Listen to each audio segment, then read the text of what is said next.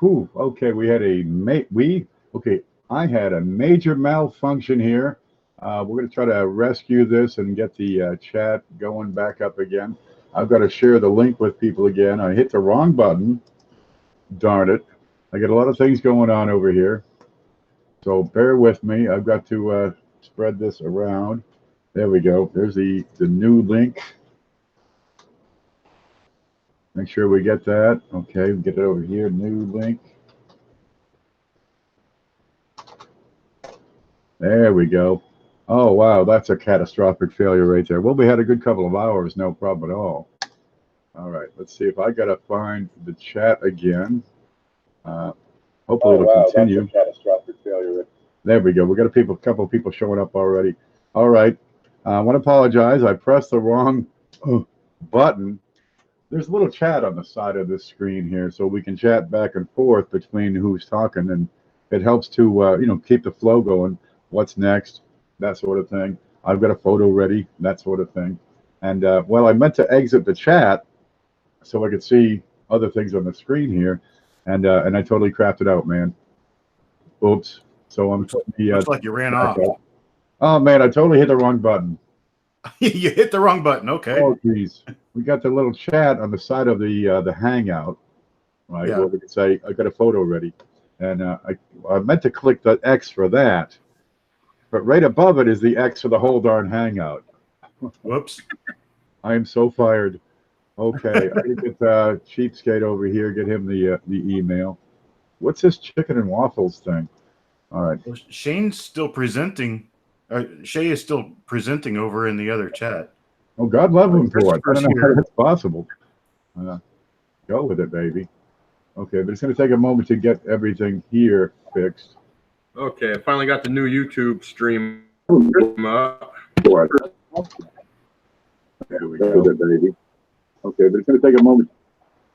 And that should make it. Everybody should have the link who was in before, and we can keep on going. By God. Okay, I finally got the new YouTube stream up.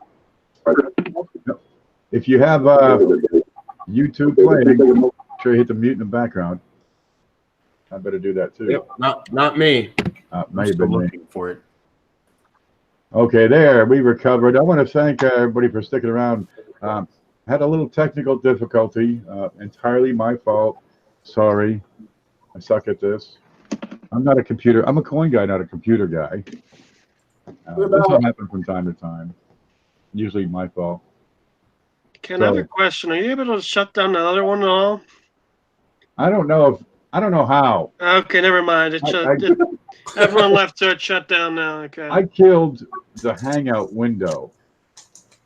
I don't know if it's actually streaming to that, but I started everything up as best I could, and hopefully people will figure it out soon. Hey, Ken. We were still going for like 5 minutes after you dropped out. Okay. You don't need me.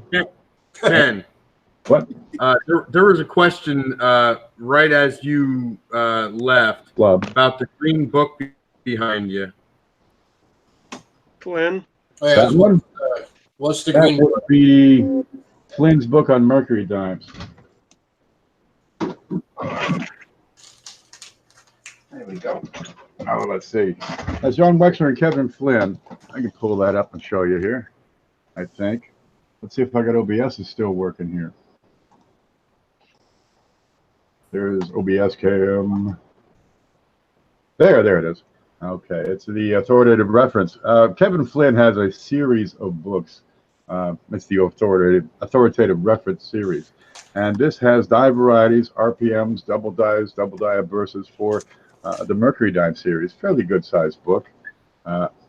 Great covers. You know, you see the 41/2. We saw one of these just last week. We were looking at it. Here's double dies, RPMs, and I've been able to identify a couple of them out of this.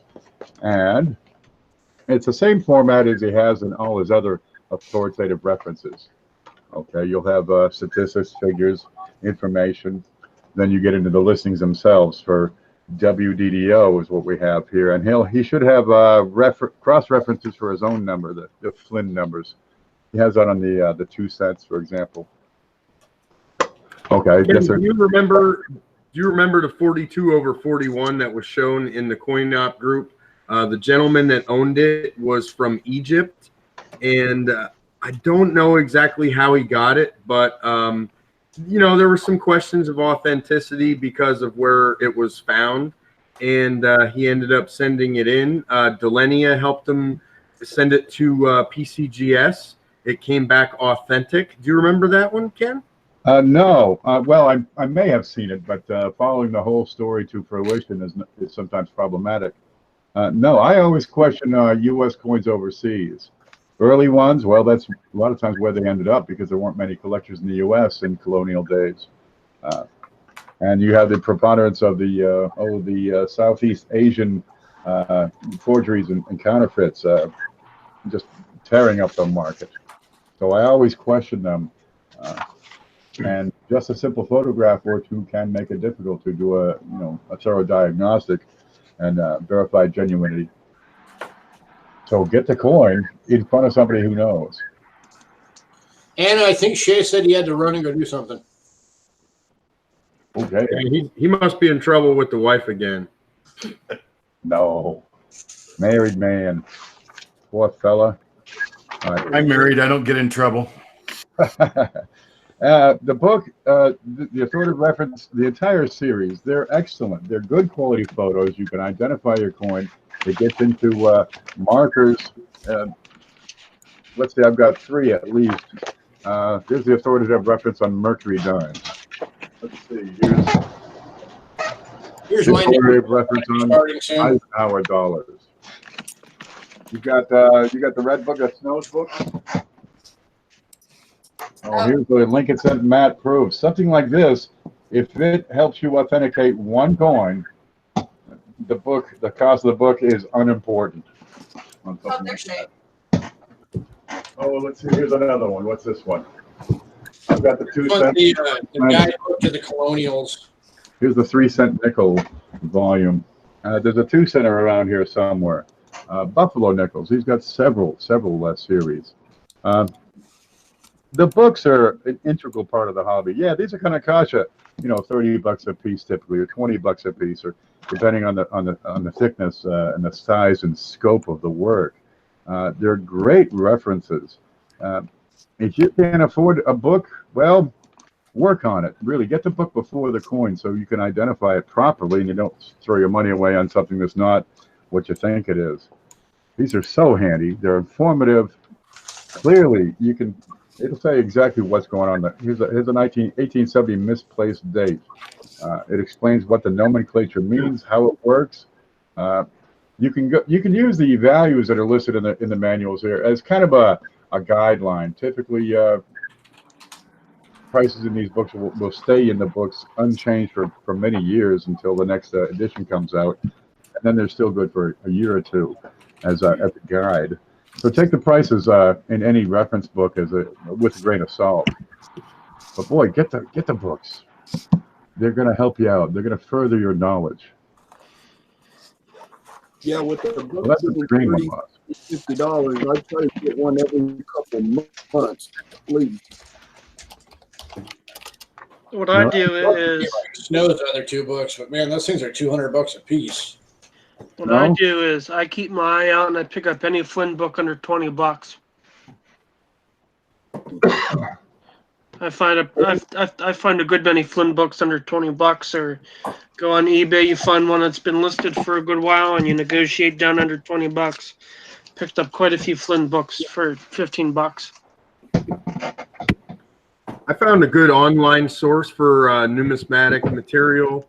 It's called betterworldbooks.com, and they're actually used books that are donated, and they collect them and sell them. And honestly, I'm not sure where the proceeds go, but I've actually doubled my numismatic library through that website, so that's a good source for people to check out. What's that? Can you repeat the name of that? It's called betterworldbooks.com. Yeah, because Rick's got this one, which is just the basic overview guide to Indians and flying eagles. But then he's also got the the Attribution Guide, Volume 1 and 2, that talk about every single possible Aaron variety known so far and everything about them. But those are the two books those are like $200 a piece, but I'd love to have them someday. Some of these books are specialized. I mean, they get right into the nitty gritty. This is a good one right here. I've got Cohen's book on half cents. Dude, this is an incredible piece of work. It'll tell you which die was used with which other die. It's the emission sequence, and this will give you the particular Cohen number. If I can find one handy here. Oh, wait for it. There we go. This is what we call an emission sequence, if we can see that. You got the first obverse die, the second obverse die was used with the A reverse, first, second. Then you have the fifth reverse. You're on me right now, Ken. Oh, sorry. I'm going to click something, so I might kill you off here. There we go. Present to everyone. There you go. This is called an emission sequence, right?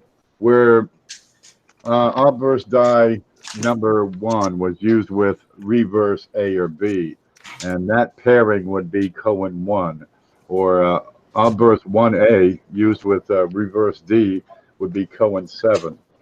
And dude, this is intense stuff. It'll get in and give you a key to the variety, if we can see that, so you can identify, or more easily identify. Where's that 1806 is a good one to show. 1806. Okay, here's one.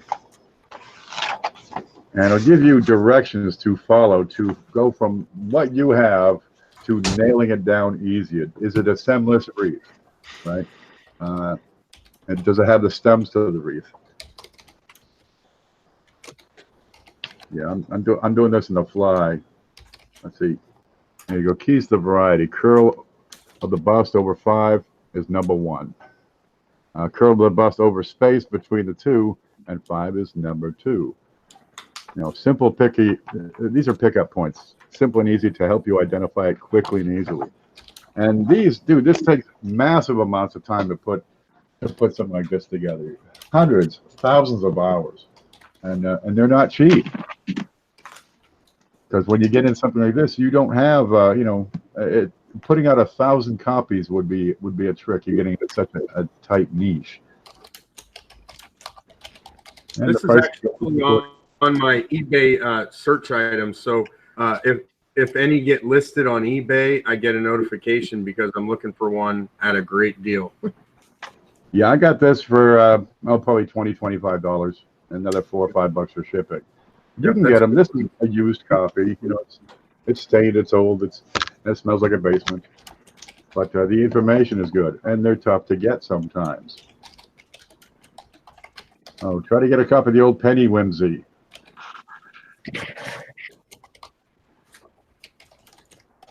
But the books are a key part of the hobby. This is where you're going to find the deep, in-depth information to help you identify the things in full. I find it easier to make friends with people that have the books, so I don't have to buy them. How's that? I find it easier to make friends with people that have the books, so I don't have to buy them. Konica has a book sharing program. If you're a member of Konica, you can borrow their books. Now, you got to pay for shipping both ways. And they do have a fairly extensive library. And I'd love to see more of those things going on. Well, get the book, read it, pass it on to somebody else. We've given away a lot of books, but a lot of them are kind of simpler. There we go.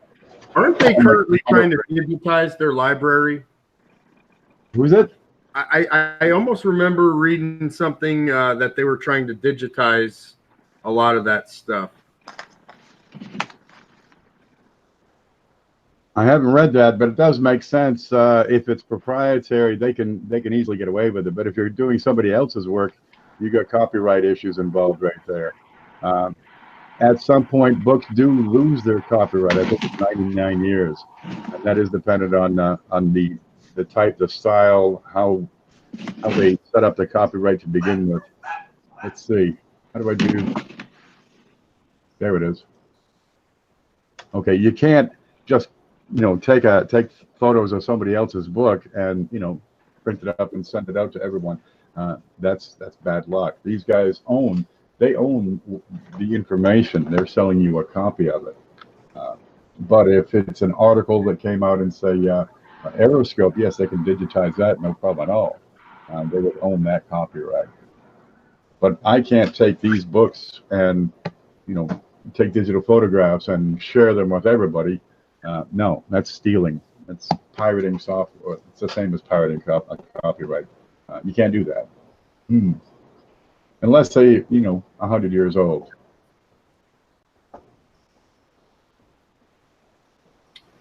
So, buy the book. Do we have some more emails? Yes. I've See, got I need to take a minute and go check the reading room.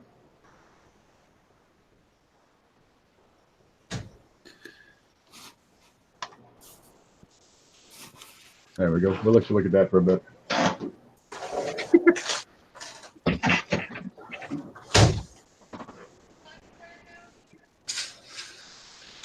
Does anybody on the YouTube live stream have any questions we can possibly discuss? I know Frank there has been talking about that alien coin. If it's the one I'm thinking of, good luck, because I don't even think it's real. But I remember seeing, I think there's 2 different ones that have been floating around the internet for years. They look like ancient coins that seem to depict aliens on them. Pretty cool looking. But I don't think they're real.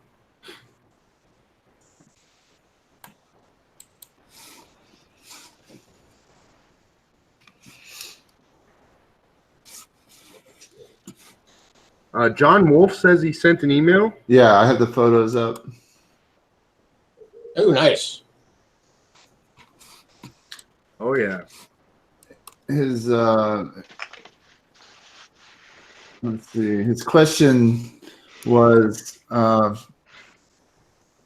says crack. Is this post damage?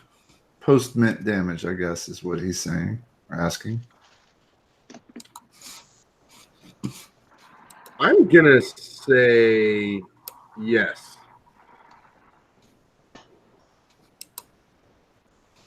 The fact that it stops dead right at the raised bar of the star there is kind of suspect to me. The fact that the letters to the left of the crack have been smashed, the rim is basically gone. I would say damage. There's no chance that's a plant defect.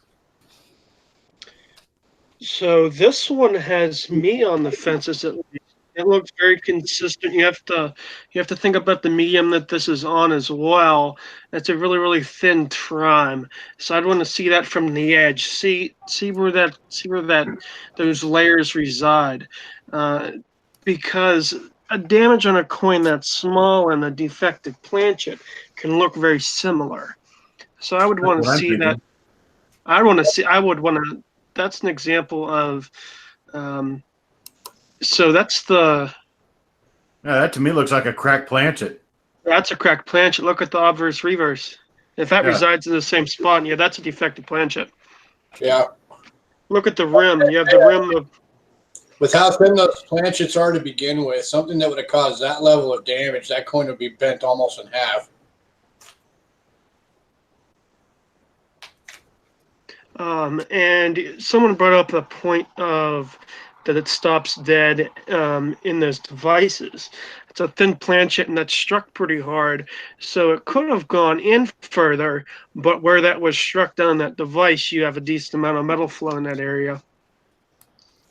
Well, and also the fact that the crack stops right at the edge of a device, I mean, that could be a completely and totally happen chance. That's not necessarily the device that stopped the crack. The crack was there before the device was made. Yep. Well, plus, if you look at the reverse, it doesn't stop at the device. The crack goes into the sea. There you go. I'll be back in a second. I'll pull out a really nice defective planchet. Let's look at the other side again. There's a really good example of long acres doubling on the T. The one image was showing it quite well. What's the date on this?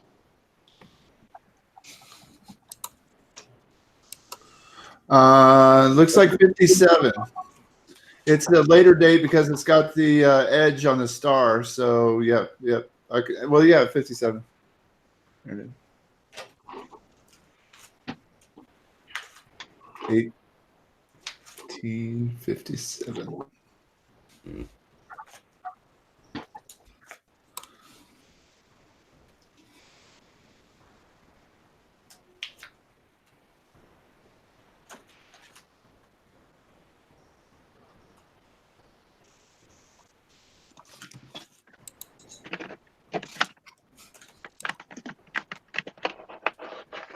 Okay, Jeffy's got one coming next. Let's see.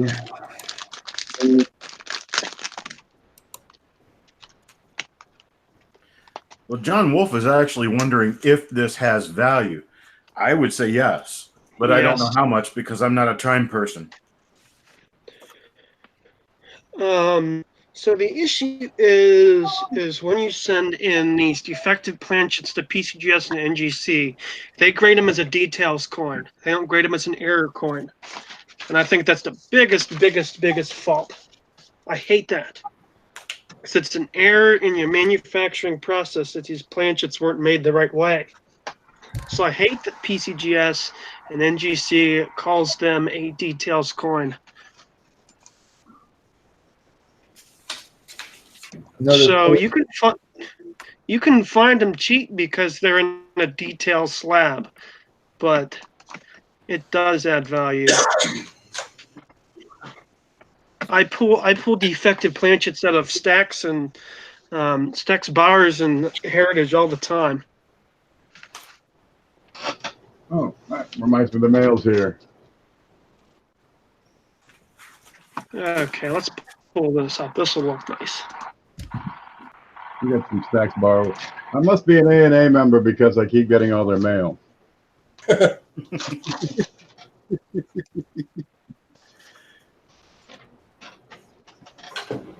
That's strange. I'm a life member and they leave me alone. Just kidding. They know you're already a member for life. They don't need to worry about it.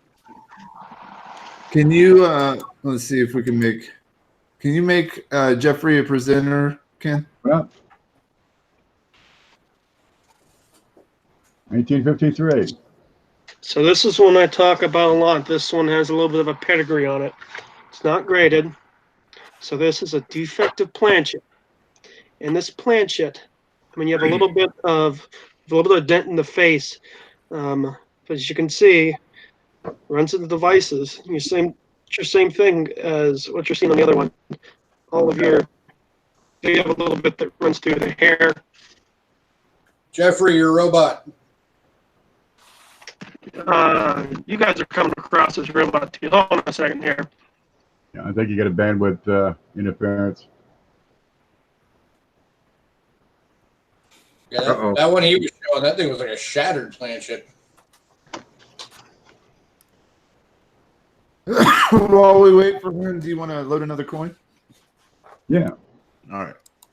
So let's see. This one is from Kent Downey. Hopes it's not a dryer coin. Maybe large date over small. Found it last week. This is the best pick he could get.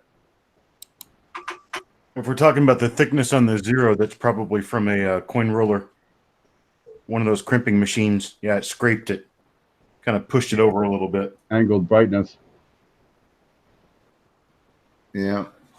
Because it's But that's definitely not the small over large. You know, the small over large also has an RPM. So you're looking for a secondary mint mark above the D. And that could be hiding in the resolution in this photo. Very well. Yeah, but check the mint mark placement, and that might be helpful. Mm-hmm. Well, what I'm seeing on this one specifically is that the appearance of the 6 it does not have the small date 6 over a large date 6. The small date 6 would close that gap in the top. And that's just a large date 6, as well as the 9 is just a large date 9. So you're not going to have just the 0 doubled. It's going to be the 9, 6, and 0. Yeah, good. Awesome. We've got a question coming in from chat. This is from Cousin Jeff. He wants to know, how common is it to have oblong rims on quarters, the rim being thin on one side and wider on 180 degrees on the other side? We're probably talking about a slightly misaligned die, and it's very common. Happens a lot. Yep. Where you have a kind of a double rim going around one arc of the coin, and then the other arc of the coin has a normal rim, or even the double rim could just be thicker than normal. Either way, it's a relatively normal occurrence. What's That seems to be happening? common on most denominations as well. Dimes, quarters, cents. I haven't seen it so much on nickels, but yeah, very common across the board. Oh, one thing to note is if both sides are the same, for instance, if one edge is wider on both sides, then it's an off-center strike. If it's only on one side of the coin, then it's a misaligned die. Well, you're also going to find that off-center strikes are usually going to be a little larger than a normal coin because those are going to be struck out of collar. I'll give you an example of what we're talking about right here. We've got these thingies. They're dies created by CJ's Coins and Crafts. The coin has to line up with the center. The center of the coin needs to line up with the center of each die. Everything needs to be coaxial. All right. And what's going to happen if I have everything coaxial? Everything's going to be even all the way around. Now, if you have a misaligned die, it means one of the dies is a little bit off. I'm going to exaggerate it here. And the result would be a wide rim on one side and a very narrow rim on the other. But it usually does not get outside the collar. So let's tuck that back in. There we go. And do it again. But this time we're going to have off center. Now, off center is where the coin, the dies are lined up, but the planchet is off center. All right. And you get what Chris was mentioning, where you have the strike would have a large rim, a very large rim on the outside of both sides. I'm going to redo this and do a better job on that so we can do it some justice. Okay, here we go. So if the coin is off center and then struck, a lot of times it's going to be outside the collar, way, way outside, maybe just a little bit. But the rim is going to be off one side on both sides in equal amounts. Whereas a misaligned die would appear only on one side of the coin. The other side would be perfectly normal.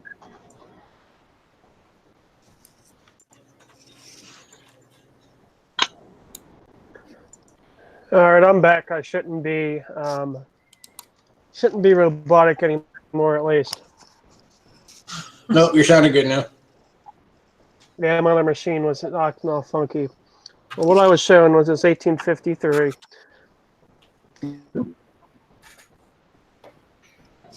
So this is a defective planchet that runs. Oh, it spans the whole coin. You have a little dent, of course, in the face. This is one I like to talk about a lot. And there's the reverse. It's defective. Wow. Looks like a Grand Canyon. So I've talked about this coin before. Anybody recall what collection this came from?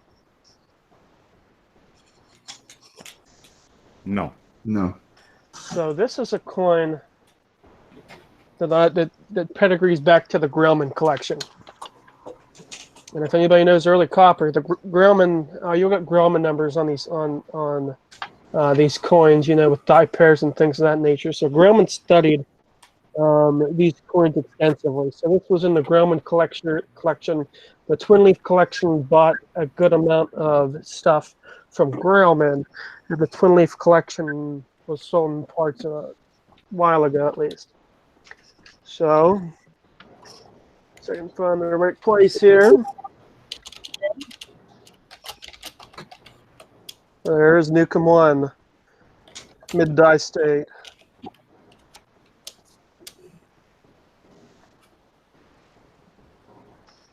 It has Grellman's nuts. And the only major collection I really knew about was the Poe collection, and I was beside myself when they sold that thing off. So yeah, Grellman did a lot of research in terms of early U.S. copper.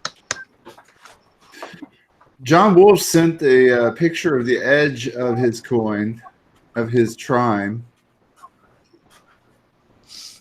Yeah, that's a crash planchet. Yep, for sure. Effective planchet. Yep. In some series, you'll notice those being more common than in other series.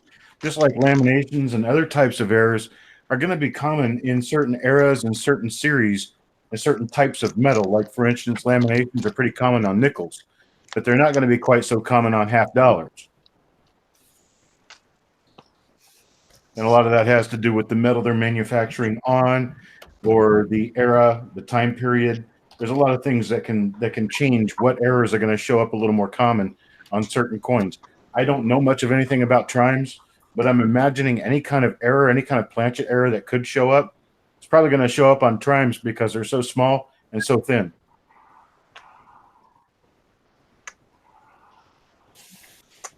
And you get the same people doing the same job for years at a time, and if you change out some of the key staff, the methods that are being employed can change. They miss out some subtle nuances that they've been doing for years because the old guy left, and differences appear. How do you get 240 RPMs in the same year in 1960? Did they have a new guy there is what it is. Or a guy's about to retire and just doesn't care anymore. Now, the big joke going around is they had a big celebration the night before. Yeah. There you go. Mantic has posted the link, the email address, checkmycoin@yahoo.com. If you have more, get them in. Let's see. I did send an image in that hasn't been shown yet. If we want to go back to the idea of doing coin roll hunting and showing coins that have been found that were really nice die varieties, but they're really bad coins. Oh, yeah, I downloaded those. Let me load them up. Who wrote it? I have it here. I do the work of actually conserving coins for people if they have a coin that is going to rot away. If something isn't done about it, I'll take the coin and I'll chemically treat it to stabilize the coin. And that's before and after shots of the same coin that I treated for a collector.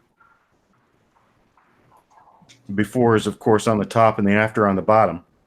I'm looking at the double ear here. That's well worth it. 84 double ear. And otherwise, I wouldn't have given time of day to this coin, except that it's a really nice and scarce die variety. Pretty good shape too. Yeah, Except for that. it had a lot of corrosion issues and a lot of problems before I got a hold of it. And of course, I'm not going to cure the coin, but I'm going to make it so that it's not going to get worse faster. I got a question that somebody might be able to answer. It's on the, I don't remember the exact date, but there's a date in the Roosevelt dime that's got a different date reverse, and it has something to do with the flame on the torch being different. That's You guys know what I'm talking about? 68S. There's a 69D, 70, and 70D. Yep. With, I actually have the 70 and 70D in front of me as we speak. Funny there you go. you brought that up. He's going to show you exactly what. It's a proof reverse used on a business strike. Same idea as the WHAM. Same idea as the Type A and Type B on the Washington quarters. What's the difference that you're looking for? Deep grooves in the Difference is on the transitional variety, the reverse of 68S. It has a more pronounced flame at the top of the torch. There's an extra little line that goes down the center of it. And you can probably see it with the naked eye.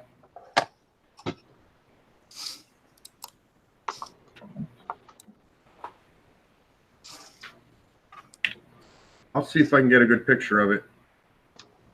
Try to send it in here.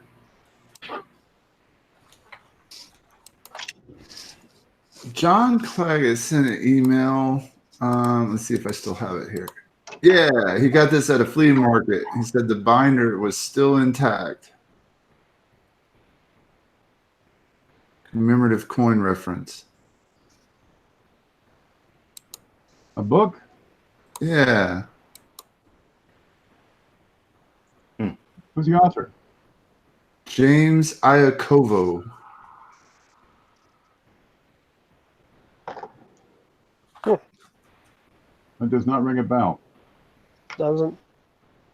Looks like he's given a lot of advice on the different wear on the different coins. That's nice.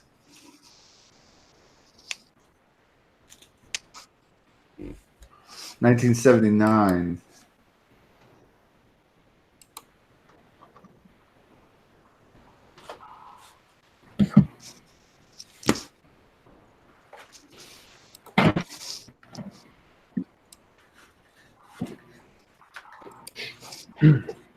Something I've always found interesting with commemoratives is you have like the commemorative halves and dollars from the last 15 years, and some of them are worth, 70, 80 bucks.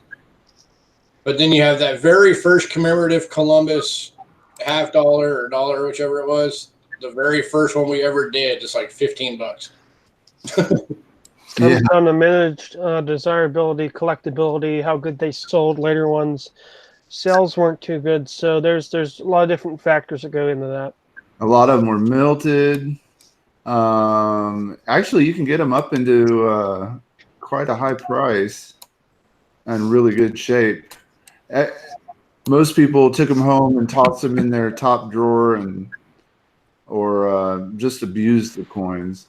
A great many of the early commemoratives have a tale of their own to tell. Some of them were created for special events, say the San Diego Exposition or the Pan Pacific Exposition, and it was the show organizers who were up. It was up to them to market the coin, and if they didn't all sell, sometimes they were returned to the mint to be melted down.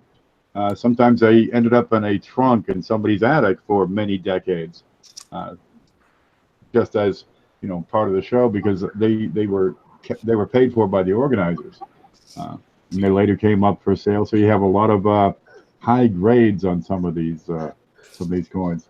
Is it the San Diego one thinking of, where you can get easily a MS-65 for $100 or less? San Diego, no. San Diego is one of your more desirable. Okay, Pan Pacific. Nope, that's a the Columbian. Got a bear on it. California Gold Rush has a bear on it. San Francisco has a bear on it. Okay. I'd have to check my notes on that. Yeah. So I got one from Coin Collecting Texas. And earlier he said that he had stuck a coin in his book many years ago. And he said so many moon ago, he had a 1909 S Lincoln sit. And after taking it out today, looked at it again and found it is, in fact, an 1909 S VDB. Nice. No, can I guess the San Diego is about $100 and 65. That's probably the one I'm thinking. Yep. Let's see that reverse, baby. Can't see it. All of the pictures or all of our mugs are in the way. That better? There's a button at the top of the screen. You can remove those.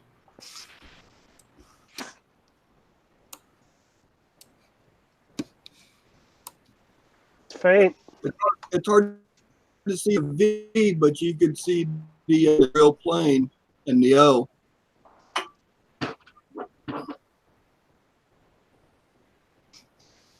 I don't know. I'm I'm not sure. seeing. I don't see it. Yeah, I I'll don't have see to trust what they're saying. I'm having difficulty now. It's the fact that a lot of the VDBs and the 99 asses are weak. You have a different view on that, Jay? No, that was the only one. Do we happen to have a picture of United States of America on that coin?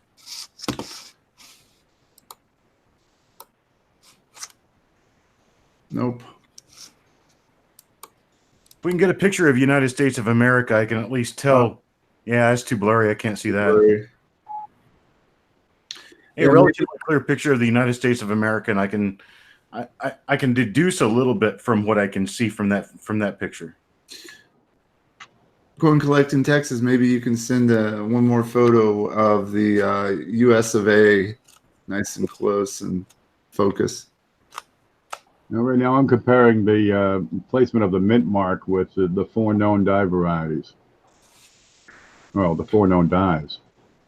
On 1909 S VDB, there were 4 different die pairs that were used to produce these. So the mint mark will tell you which die pairing it is.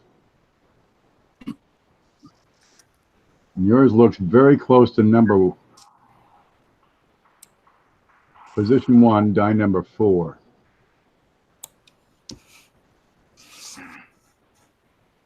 I've got coins out everywhere, or I would. Oblong. So I'm trying to check that here. No. Let's go back. Position number 2 for the mint mark. Let me see how low that is.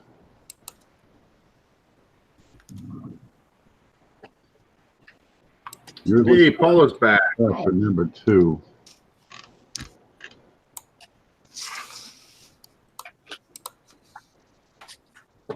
The piece shown is Welcome back, Paul. pretty similar to number 1. And I think the coin shown is too high for number 2. It's definitely not 3 and definitely not 4. 3 and 4 are much lower.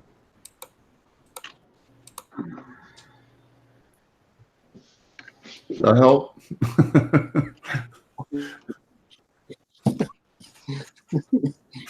I just saw that coin. Sometimes it That's helps. a lamb right there. I don't know. It's the only way I can figure out how to rotate it so it's straight up and down. It worked. Number 1. Die number 4.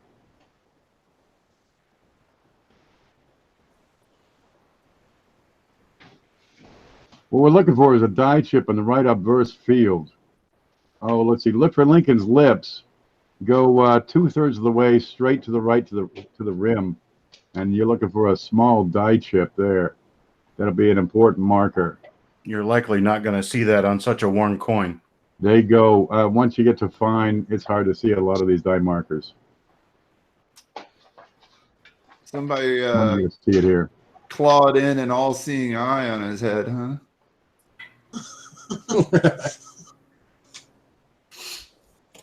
National. So he could watch out for people who work half hours. Yeah.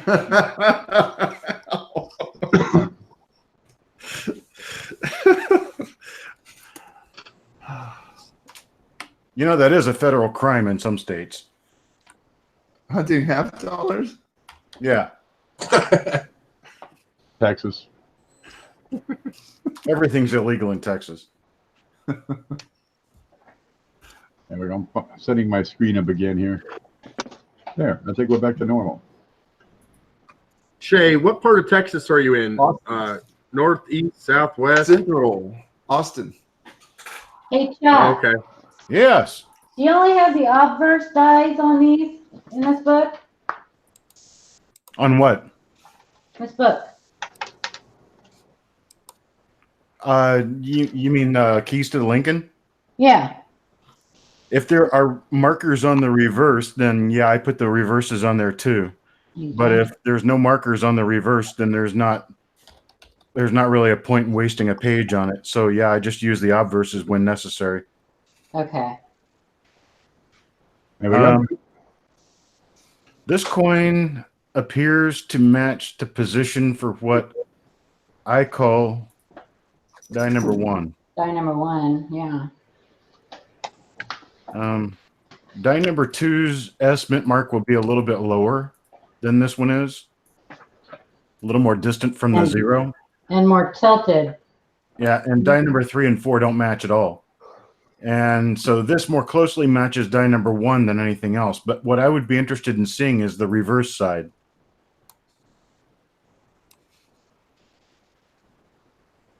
So if the author of that photo could flip the coin over and give us a good shot of the other side, I would be interested in seeing how United States of America are minted into the coin. There are often a lot of diagnostics to something that an expert can look at and tell you about something. It's not the obvious ones. So when you're submitting photos of coins that you want someone to take a look at, it's always best to do the entire obverse and the entire reverse, and then focus in on any other areas that you think are necessary. But to see the entire reverse of this coin is just as important as seeing the obverse. It appears to be a genuine 1909S, but I cannot see the VDB on the reverse. So there's one other thing I can check that I'll tell you about once we get to that point. The end? On the reverse of the coin, there's other things that can be checked. He's sending them in. So if it's a S, would it be die number 5 then? There's only 4. Or no, on the 09S? The 09S, I haven't checked it against the 09Ss yet. You know, 09S has 7 dies. And the only one that matches the mint mark position that I can see is die number 5. Yeah, I haven't checked it on. I've got piles of coins all around me. It's really hard for me to do much of anything on the computer right now. I'm kind of more listening and talking than using my computer. I bought out a couple of dealer stocks on Lincoln Cents, and I've got boxes and boxes of Lincoln Cents to sort. But the shape of that mint mark, maybe it's just smushed. The shape is correct. So it's Basically, just what you're smushed. saying is your desk is worse than Ken's. It's My just desk is pretty much smushed worse in. than anyone's right now. Challenge accepted. Here, I'll show you. There. That's my mess right now. This is what I'm dealing with. Oh, that's not bad. Maybe not bad, but it's difficult. Let's put it that way. At best, it's difficult. Yeah, I'm totally in touch. Okay, that is the right reverse type 4 1909S VDB, but Yeah. even in this image, I still don't see the VDB. So we're going to have to go with what the submitter is saying, that it's a weak VDB and it's visible.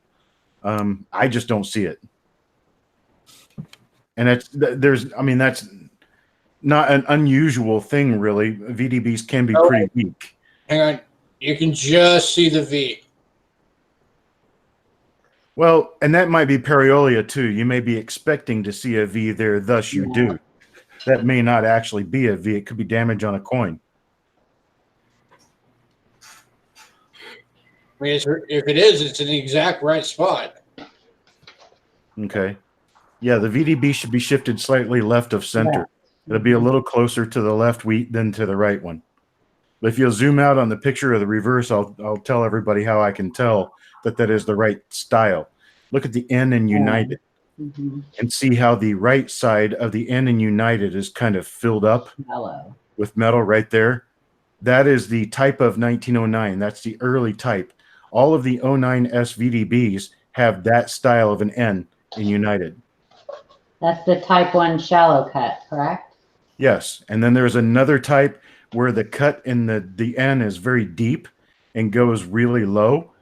That's what I call the type of 1910, because all 1910 cents exhibit that second reverse. And there are some 09 VDBs known to have that reverse, but all of the 09S VDBs have the first reverse. I've got an 09 VDB with a Type 2 reverse right in front of me. There you go. And there's a deep Very cut. nice. Oh, I can probably show that a little better to people. Yeah, so get a good mental picture of the N on the coin in question, and you'll see that the coin that Ken has much sharper insides.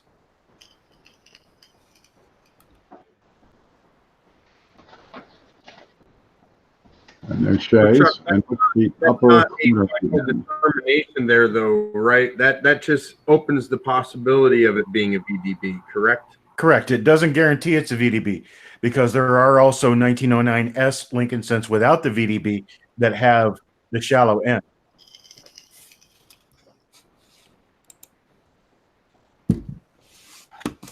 I was just checking that if it were the deep pointed end like Ken has up on his screen right now, there's no way it could be a VDB. So we've this says eliminated on that. your- We're back on to your- it could be. This says on your 09 SVDB die 1 that the mint mark is always somewhat incomplete, as if softly struck or punched. Softly punched. Yeah. Mhm.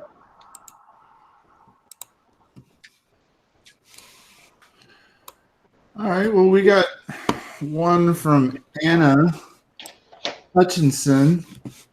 Hey, Anna. She sent in one and said, "In God We Trust is there, but not raised. Is this a greased coin? 2010D nickel." Let me see if I can. I'm going to go with very likely.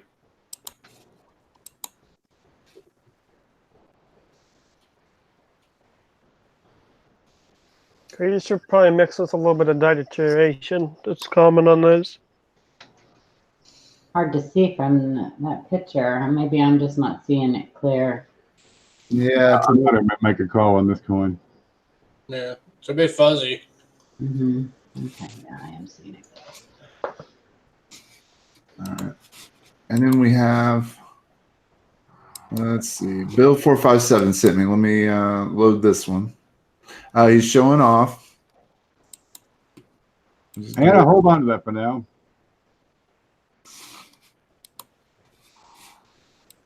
Oops.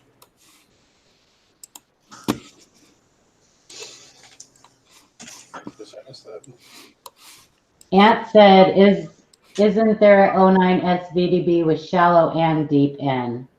No. No, all the 09 SVDBs will have the shallow end.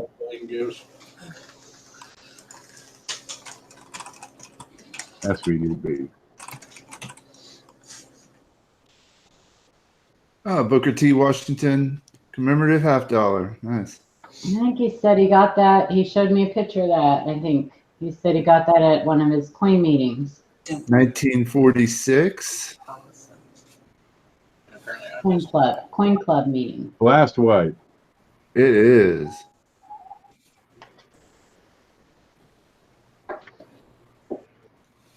Very nice, Bill. Nice No Booker question. T, baby. Let's see. Chris just sent an email saying good stuff. I don't know if you meant to have pictures on there or not, but that was it. That was it for now. No, I've got some that have just shown up on Chris. They took a moment to load. Oh, I did? Yep. Oh, look at all those. Okay, yeah, you got them, or you want me to get them? It takes me a moment. I killed the script. I killed the whole stream. You better get them. All right. I had to scroll down to the bottom of the page, and they were all there, so I got them. Yeah. Cancel it out and see one. Okay, well, you load those up. I've got two coins in front of me. They're Roosevelt dimes, okay? Now, up until 1960, what? Well, 1970 is the date. Which one do I want? Here we go. The dime, the flame, was mostly flat, okay? Real flat. And in 1968, on the proof, these two deep grooves up here. It's sliding. I'm tilting it to get the light to show. On the proof dies, these two deep grooves were added to the flame. Okay, well, on some coins, 1969, Philadelphia, Denver, 1970, Philly and Denver, these proof dies were used on circulating coins. Can you change it to you presenting? That way they can see. What are we looking at? They're looking at me. Oh, Jesus, I got a white square around me. Okay, here we go. Uh-oh. Uh-oh. Wrong button. I'm sorry. My kids keep knocking me off the internet here. You may now unmute yourself. Can you hear me now? Yeah. Yeah, you can. Okay, the first design is the circulation stripe. You can't see me now here. It's still on Mantic. Huh? The screen is still on Mantic.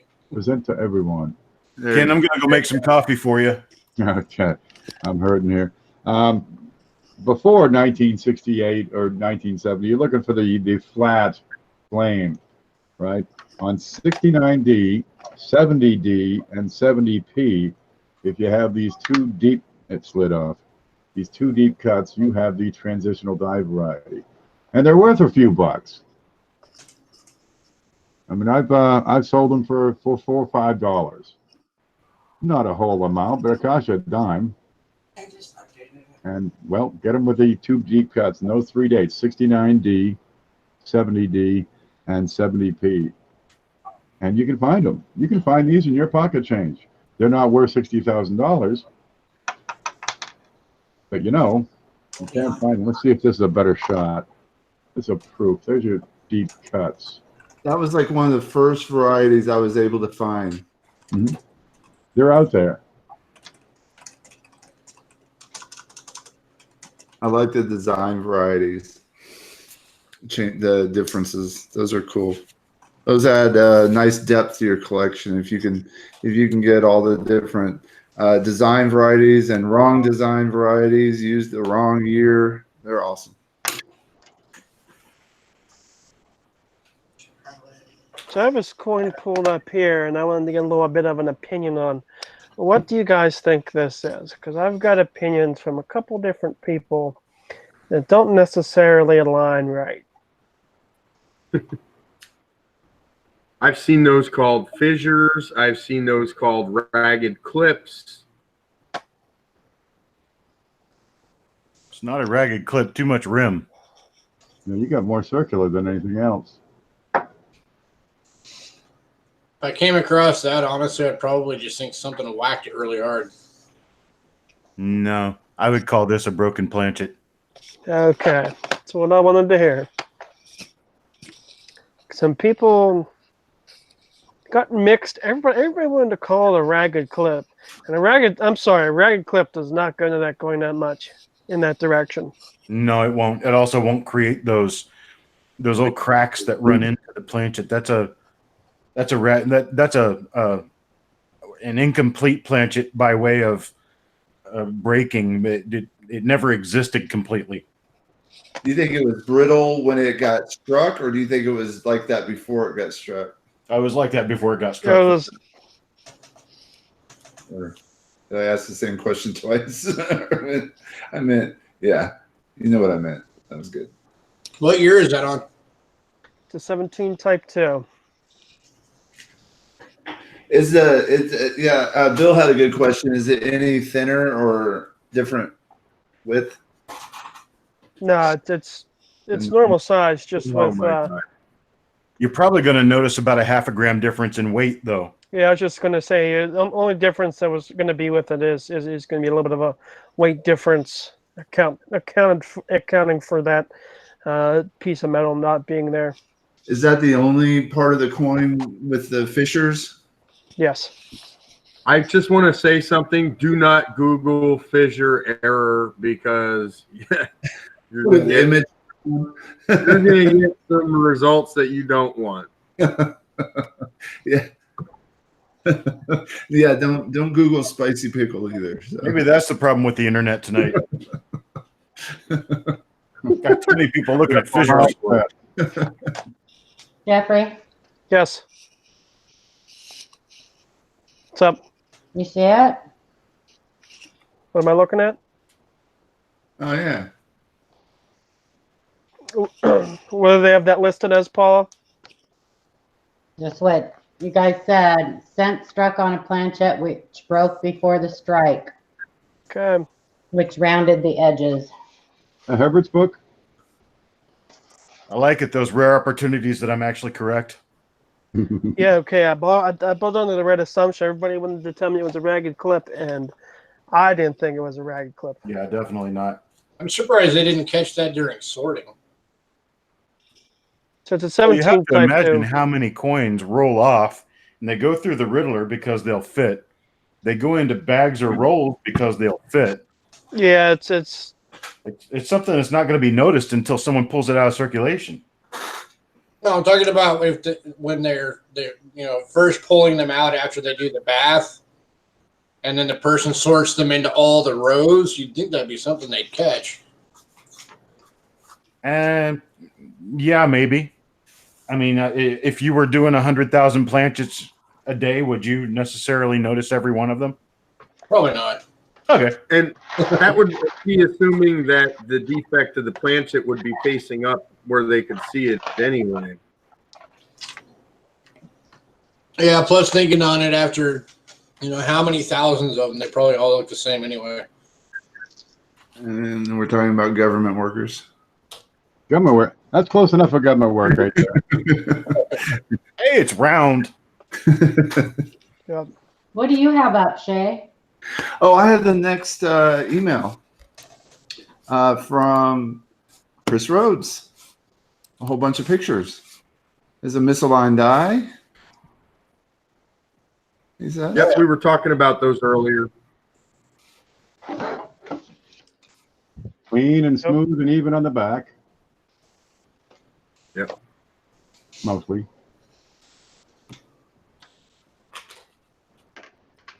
We have an off center. So on the back, I'd expect to see that same distance on the well, it'd be the lower edge on the back. Didn't I send the picture of the reverse? There it is. No, No, that's that's not not. it. That's something else. Okay. No, I don't think he did. Lines. It I'm- popped up again. I must have messed up when I sent those pictures. I thought I sent a picture of the reverse as well, but this one is an offset. It's got the P mint mark, 89. That's really cool. I'm always looking for these, and of course the no P. 74 grease. Looks like a greaser to me. Did Chris freeze? Probably. Oh, Late line. concentric lines, circular lines, lathe lines, 96D. You can see all these lines. I have no idea why, but that's the only issue those show up on. Maybe it had something to do with the mixture. There's a whole No, it list. has to do with how the master die was created or how the hubs were Yeah. created. Because there's Yeah, so it's many. nothing to do. Yeah. It's not a single die issue. There's a whole list of years that they found them on. I think it's on Lincoln Cent Resource. 96D is the most popular. I think Jay found one on a Kennedy or a Benji or. It was the Connecticut Tercentenary. Oh, okay. So Yeah, I knew it was something like that. yeah. There's a couple of Ken and I were talking about this quite a bit, and I guess there's speculation on how they're created and a number of different ideas floating around. The best we've come up with so far, talking with Ken Potter, is the way the dies are cut initially, right? Because they're cut from the side with a cutting lathe, and this would leave a series of rings on the die. And when it is hubbed, that outer edge would be the last to experience the strength of the hub and can leave some residual lathe lines. No, I That's found how the that's there website. so far. I found the website it's on, errorvariety.com. Yeah, Jason, And could the we- link line, they have a whole list of dates that they've been found on. Now, would this might be a good question for Chuck? How many times do you think that was hubbed and annealed? And not the coin, of course, but the die that. Lincoln Cent dies were generally hubbed up to 6 or 7 times.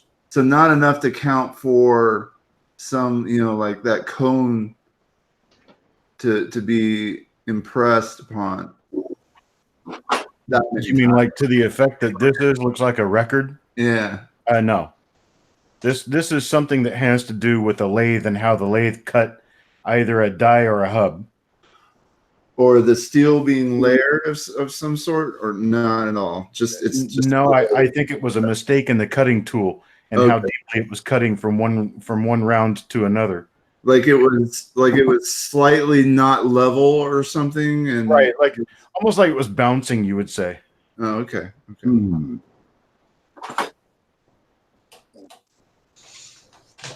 Not so much a physical bounce like like the die does to have the issues with die chatter and machine doubling. It's more of the lathe doesn't move quickly. It moves pretty slowly. It takes some time to cut a design. Now this is back when they were using the Honda reduction lathe, and they were creating master hubs with the engravings, with the plaster engraving, not plaster, but the epoxy. And it was just like you would engrave, let's say, for instance, a watch, where you've got large letters that you've got a feeler, it's feeling through it, and then it reduces that down a lot before it engraves it onto the back of a watch. This kind of worked the same way. You're taking an 8-inch design and turning it into a 1/4-inch design.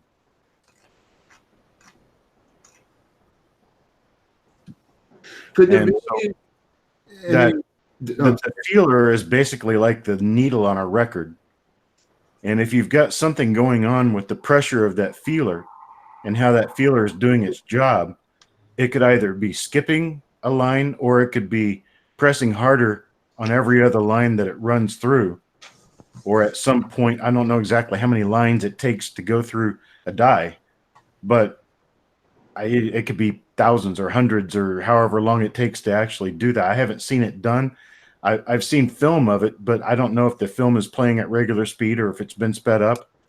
But it takes a while to create the original design that they use to start making the pieces, the hubs and dies that eventually make coins. And this looks very much to me like concentric rings made on the die during the turning process. If you've ever seen, like for instance, an old brake drum and how they used to turn your brake drums, this goes with the older cars like the 1966 Dodge Shift-O-Matic, and the drums would have lines inside of them where the machining tool doesn't necessarily cut every single line evenly. And that's kind of what I'm looking at here. Well, I started thinking about it, and it's like, well, maybe could it be machinery malfunction where maybe it was cutting off in the process every so often? Coin Dragon said he heard that happens actually all the time, but normally it gets polished off before the next process. Oh, there you go. But you can't polish a hub. No, you can polish a die, not a hub. Well, you can polish the raw metal before it gets turned into the hub. Yes, you can. Yeah, so I worked in the machine shop in high school, and it's Last year. last year. Next year when he starts school again. Paula, Sorry. oh God. Carry on. Totally fine. Hot tamale. Aching. I was the only one getting hammered. They're just jealous, Jeffrey. That was perfect, Paula. And I wish I was 20 again. Not me. 20 something. It just happened to be. Dang, Paula just threw me all off my train of thought. Thanks, Paula. Yeah, but Ken, if you were 20 again, who would invent the car this time? Oh, The whole car or just the wheel? Yeah, just the car. nice. Hey guys, I kept getting knocked off. So, did you guys discuss that 1974 at all? I wanted to talk to you guys about it to see what you thought. Nope. Oh, No, but we were talking about you like crazy. Hey, you should have been around. We were all poking fun at you. That's okay. I'm used to that. I know. we got a lot of weather between you and the rest of us. So this 1974 I picked up at a coin show last year. I can't remember what he had it marked as, but my theory was that it was struck on dime stock, which is actually really common for 1970D, but quite uncommon for 1974. What's the weight on this? Hold on, let me pull it back out here. I actually had I showed this off in one of the error groups.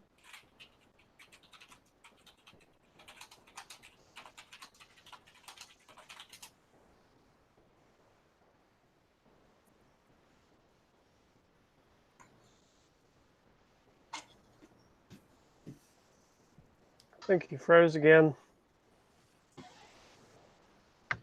Uh-oh. He's going. Yeah, he's gone again. Okay, that's gonna jam up the works. Type in chat if you can. Well, I can tell you what I found on CoinWorld's website. There's an article about quarters being struck on dime stock. And I'll get to the meat of it. It says, while a $0.25 of this era should weigh 5.7 grams, these coins weigh just 4.2 grams. And it's because of the loss of thickness in the coin. If a dime, which just weighs 2.3 grams, were enlarged to $0.25 diameter while leaving its thickness unchanged, its weight would be 4.2 grams.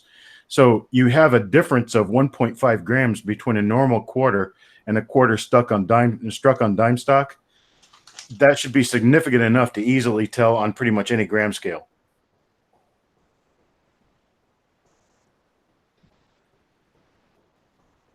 And here I sit saying this like I know what I'm doing, and I'm just looking at the internet. And that would create a planchet that's not going to fill the die. Correct. Yep. And they have a photograph in this article. They have a photograph of a 1970D, which he did say was one of the more common ones. And in a number of ways, the RTY of this coin in the article is almost identical to the one he has sent a photo in of.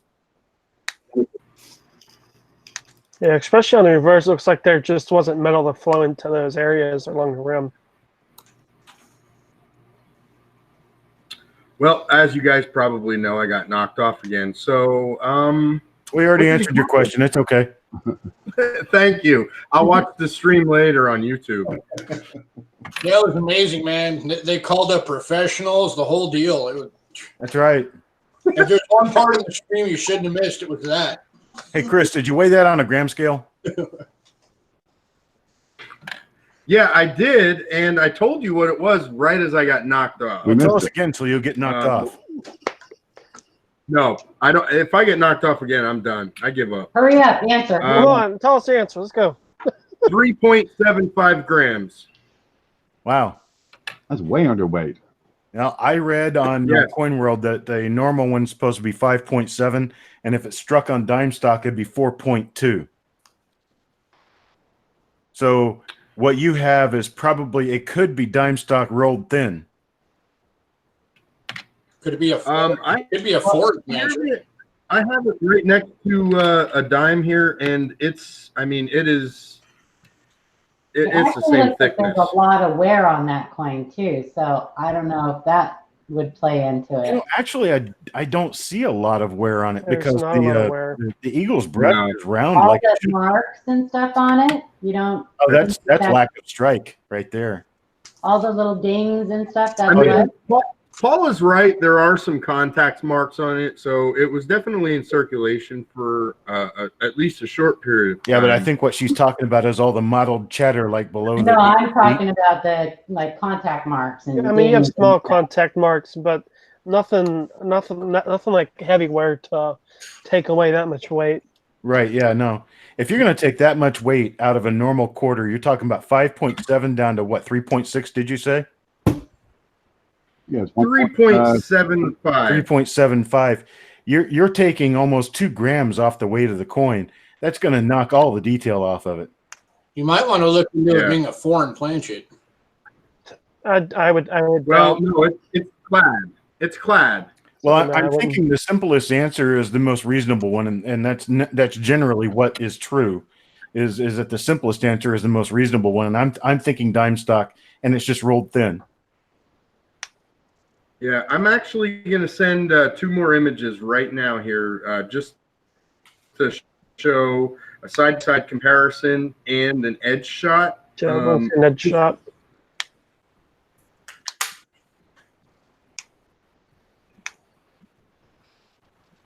So I'm just curious because I've never seen any other 1974 struck on dime stock, and obviously they didn't just strike one. So I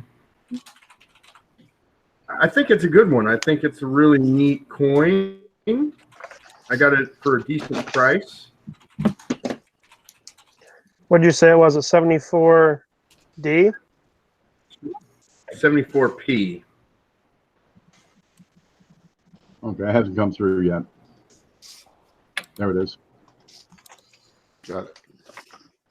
Okay, I put that on the list to see if I could find any info.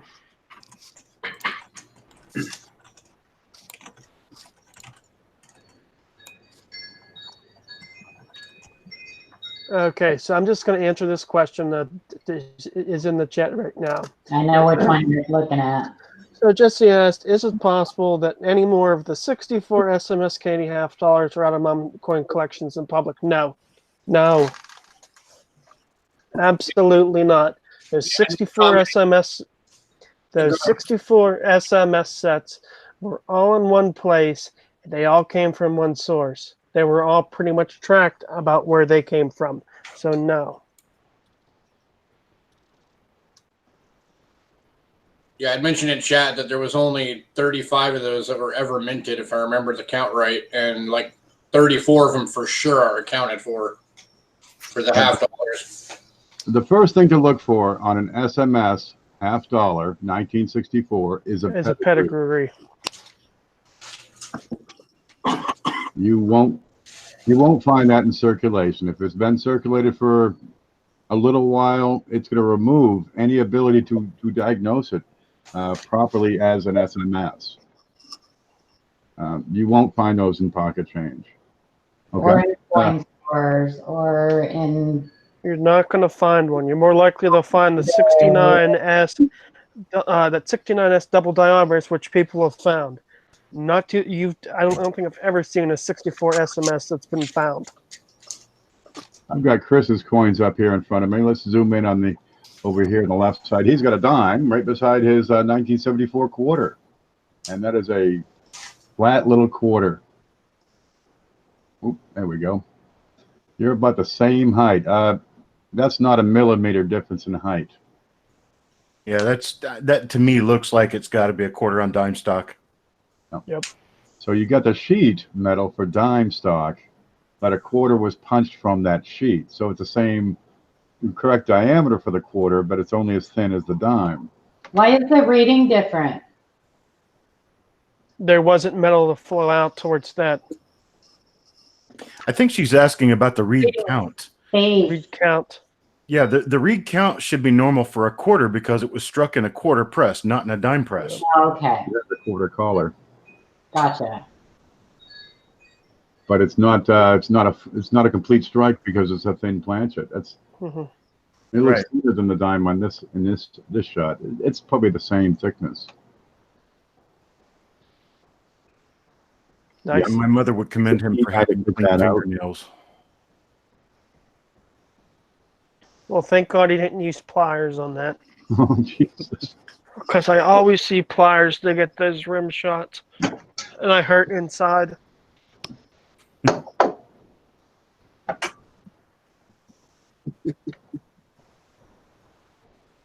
If people send me emails with Yeah. what's Ken doing? Nothing. Nothing at all. Look away. Oh, come on, Ken. Yeah, I've gotten emails from people that have held coins like that. They will not get a response back from me. No, that's one of the 7 deadly sins. Nope. Oh man! Oh, try to handle your coins well. Told off big time in the American Coin Club I got told Hey, off this time. Ken, we've got a new question in the chat if you want to answer it. Oh, I'm trying to find it, chat. Okay. You From talking Brian about Ace. Says, good evening. Wonder if any of you know of a good reference for grading Philippine silver coins minted by the United States. I have several dates ranging from 1907 to 1945. Pretty sure This- PCGS This is will. one I'm not even going to guess on, so you guys go ahead. Oh, grading reference. Oh, reference. Okay. Yeah, So- reference for them. So this got brought up earlier in one of our group chats about grading a 1800 8 real. So there is no real good source to grade foreign coins. This comes down to fundamentals. Fundamentals of you grading United States coinage or coinage. Go on PCGS. Not all countries use the same system we do. Not all countries use this. I mean, they don't use the Sheldon, grading scale. They have their own grading systems. well, the date range she's referring to, those would have been the United States, Philippines. So those were U.S. coins minted in the U.S. But where But would you're not going to find a reference for grading those, though. Yeah, you will. You have to use logic to grade those coins. so those would still be graded on the Sheldon grading scale then? If you send them in the PCGS NGC, you will get a Sheldon graded coin, Okay. foreign or not.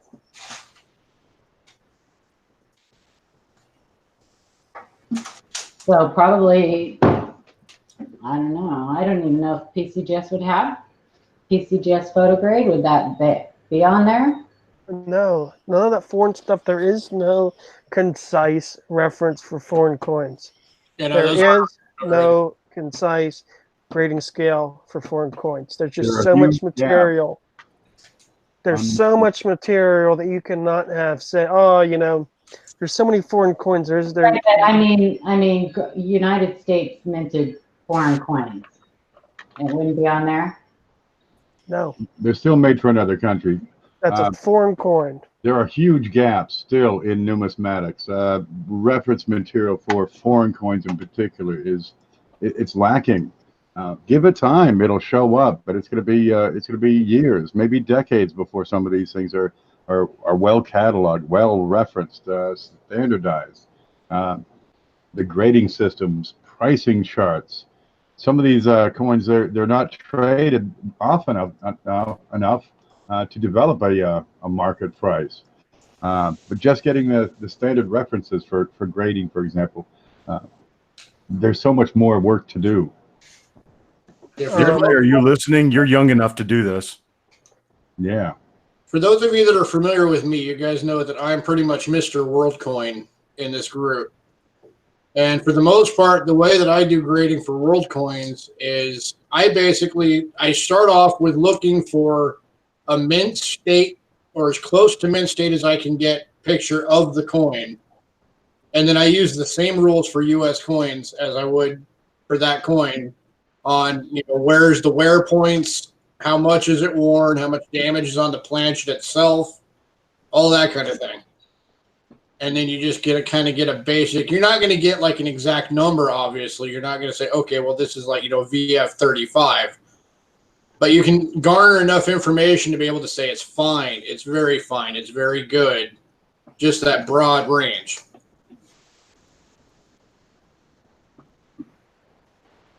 Yeah, I'd say even check out PCGS NGC, but most of those aren't gold shielded and photographed.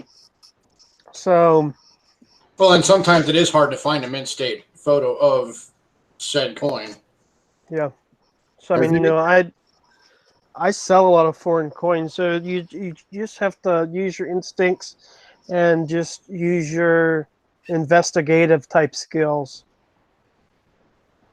I was at Half Price Books a few months ago, and they had like a set of 5 world coin books that were like 8 inches thick each. Have y'all checked those out? You know what I'm talking about? Oh yeah, I know what you're talking about. Catalogs. Are those just catalogs? I mean, are they worth getting recent volumes or editions? And Look, gosh, at $50 a piece, you need like 8 of the darn things. They're you're not talking working. about this shit. It may not be worth it. Yeah, that's it. Yeah, That's travel. it. I have found, I mean, I have a good many of them. They're not worth the money, if I'm going to be completely honest with you. There's standard catalogs because they're just, there's a lot of information, but it's so specific to a specific country and year range on some of them that I don't find them useful. Pretty If much, I can't pick, pretty much the only thing I use that book for is for identifying coins when I don't know it right off. For ones I I don't just find them useful. stuck on. I find them not worth the money. I would recommend a free resource called NGC World Coin Lookup. Type in a date and close to a country. I got For bonfire. Standard catalog of gold coins. If you guys want good prices on coin books, check used bookstores. That's where I get some of mine. Yeah. The chat suggesting Numista website as a useful source for identifying coins. Yeah, yep, that's another good one. I think the information is good, but navigating that site's a little Really hard to navigate. You go through 60, 70 pages to try to identify this one coin. But the information is out there. Yeah, as far as the original question of just grading it, you go by the same judgment you would with a U.S. coin. That's the best thing you can do.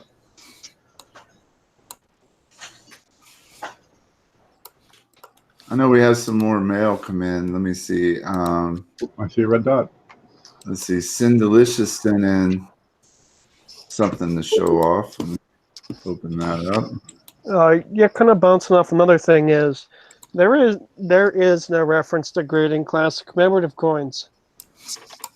You see all of us grade those all the time. Apply the same fundamentals to foreign coins.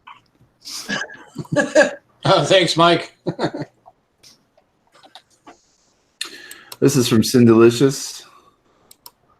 Like a Morgan, 1879. She's a honey.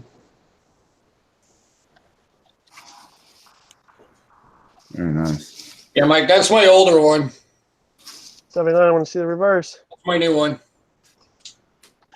And then I've got a really old one that's got the original eagle flying, holding the football and the Talons logo. 79 reverse is 79. Was there a question with this? No, just showing off this pretty lady, she says. Yep, That's a 79 hand- reverse is 79, yep. Just likes to show off her Morgans. 1, 2, 3, 4, 5, 6, 7 tail feathers. Yep.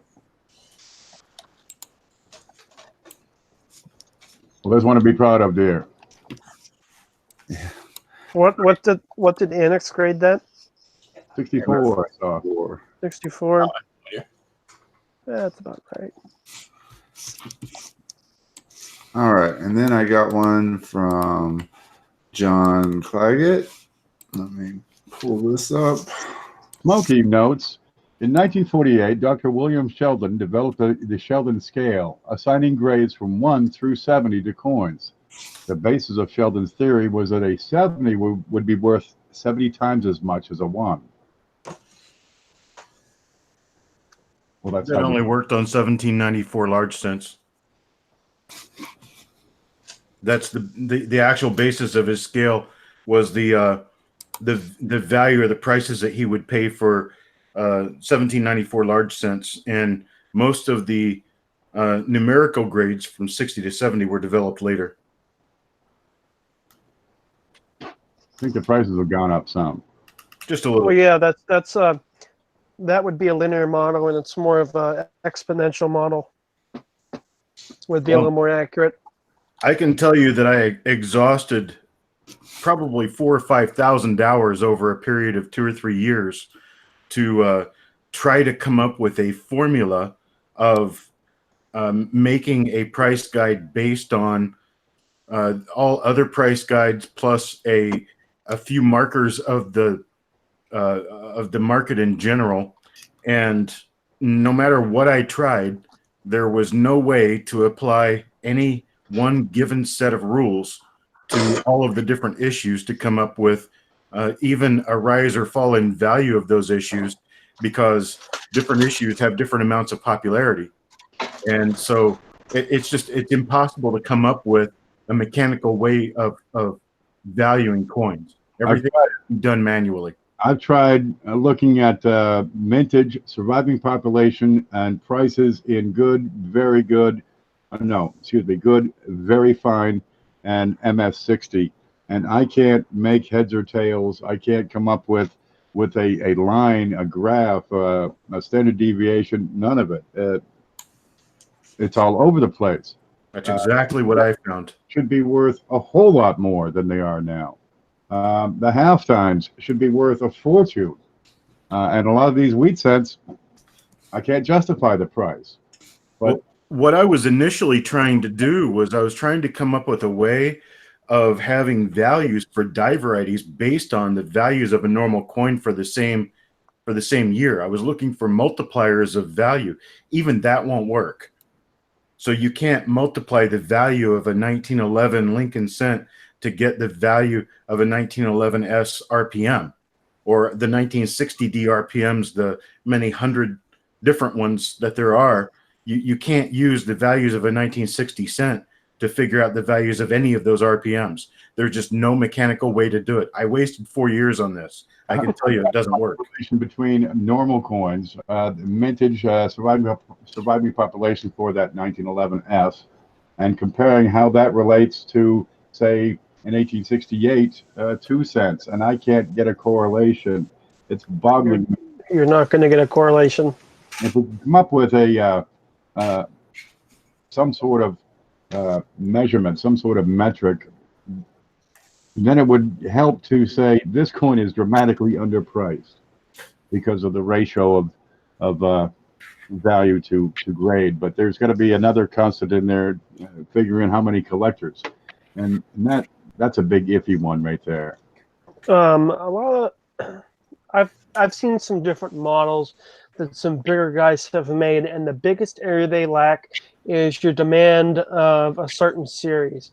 So one area that they never take into account, and it skews their information widely. But that's the toughest information to gather. It is tough. Interesting little note I wanted to throw real quick on the subject of grading. For those of you that have this book, I know some of you out there have it. This is the book that was written by Rick Snow. If you go to Appendix B, I think it's on page 235, 233. He talks about Rick is trying to develop a new grading system that he calls the PDS grading system. Just the 1 to 100? What's that? Just the 1 to 100 scale? No, that's wrong, Cuff. No, it's Jeff Garrett. It doesn't change the scoring. It changes the method of how the coin is graded to make it more of a unified thing through all companies, no matter the coin. It would work for world coins. It would work for everything across the scale. And he's actually planning on eventually presenting it to the ANA and to the grading companies. And it's the method he uses right now for grading Indians. Sounds interesting. I'm open to hearing anything. Yeah. Kind of bouncing back off about Ken saying the PDS grading system. Rick Snow, I think it's on there. Kind of going back to I was talking about a lot of people don't take into consideration the whole demand of a certain series, and that's why they get a lot of skewed stuff. Ken says it's hard, but it's achievable. I've seen it done. I've gathered information from people who have been very close in doing that. The issue is, the reason why it's hard to gather that information is because dealers don't want to let go of some of that information. It's doable. Hey, then. All I'm going to say, it's doable.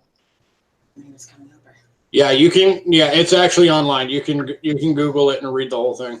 PDS, is that an acronym for something? The PDS grading system? I'm going to guess Snow. Probably. I don't know. Back in the 70s, Alan Herbert and the gang came up with the PDS error system, and it meant planchet, die, and strike. I'm thinking that that could, in some form, be crossed over to the grading idea too, where you that's what it is. Planchet, die, strike. Yeah, it's where you're paying attention to the quality of the planchet, the quality of the die, and the amount of strike. But I'm not really sure how that could be translated to grading a very good coin. Doesn't make any sense to me. In the end, it comes down to viewer appreciation. Is it worth it to you? I think it's To you, there's still Hey, going to be a right, lot of subject involved. I would say, based on what I know of Rick, it's probably more of taking the appeal portion out of it. Because, for example, you'll have one person who say, well, will think that rainbow toning looks beautiful, another person hates it. So I think he's trying to come up with a more, objective form of a grading system. But isn't the grading system kind of an idea of market acceptance and not personal preference? Yes. It needs to be consensus. Right. So I don't see how you could take eye appeal out of the mix altogether, because eye appeal is absolutely required for grading a coin. Well, it would still be in there as far as things like luster and all of that are concerned. Okay. Well, I knew a guy who actually worked on the idea, and he actually had a working model of it. It was basically a box you could stick a coin in, and it would grade your coin for you.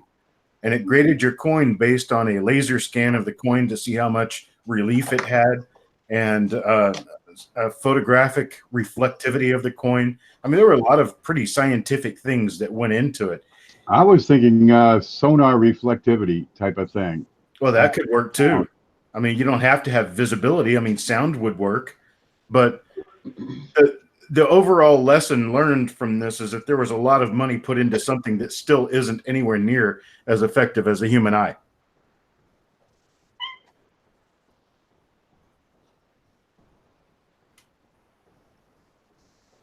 So we're stuck.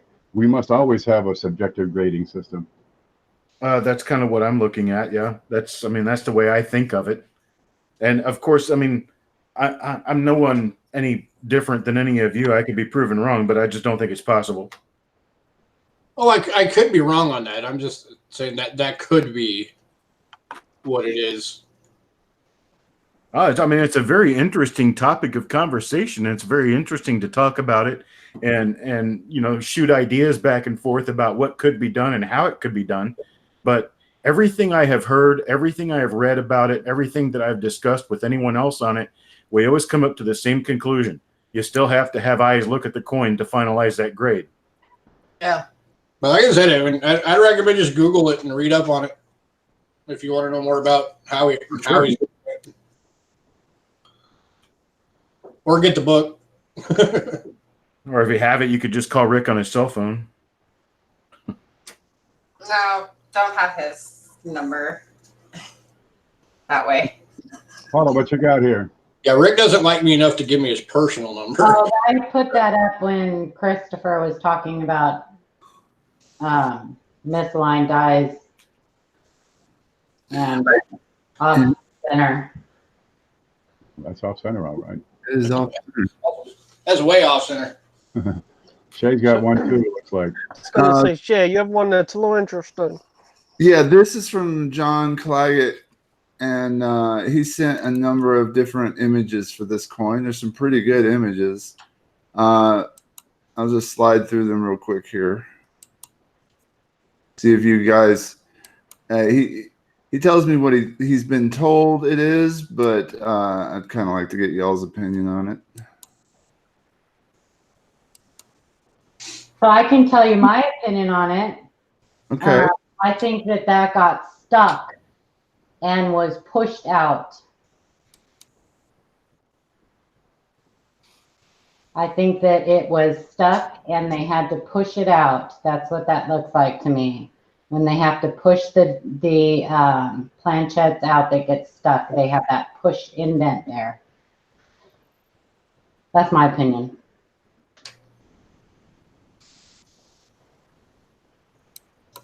I don't think I could really go one way or the other on this, but what it looks like to me from the obverse side image, it appears as though the rim becomes weak on the outside of this anomaly, and that kind of tells me that it's probably a mint-made thing. Can I see that edge picture again? Yeah, the actual dent in the edge. There you go. No, this is that's in here. So I can't make heads or tails of exactly what it is. I mean, it's obviously it wasn't. It was done after the strike. That Because almost, the it might metal be pushed out- me. It almost looks like the loading finger might have still been in there when it got struck. Possible.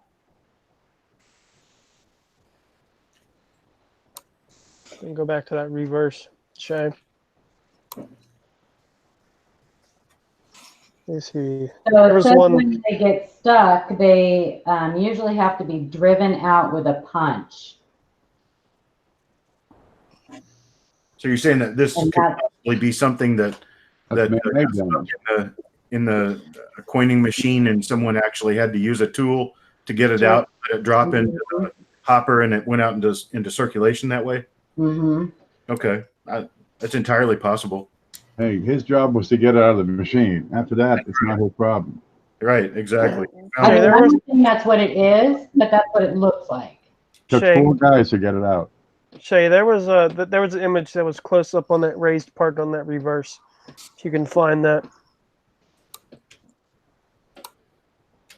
right there. See how that metal looks pushed? Yeah, definitely. It's pushed.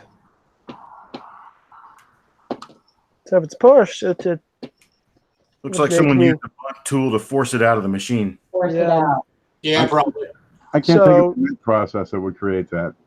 So I'm leaning towards. I mean, if that's still damage. If whatever way you think about it, that's still damaged in my mind, at least. Correct.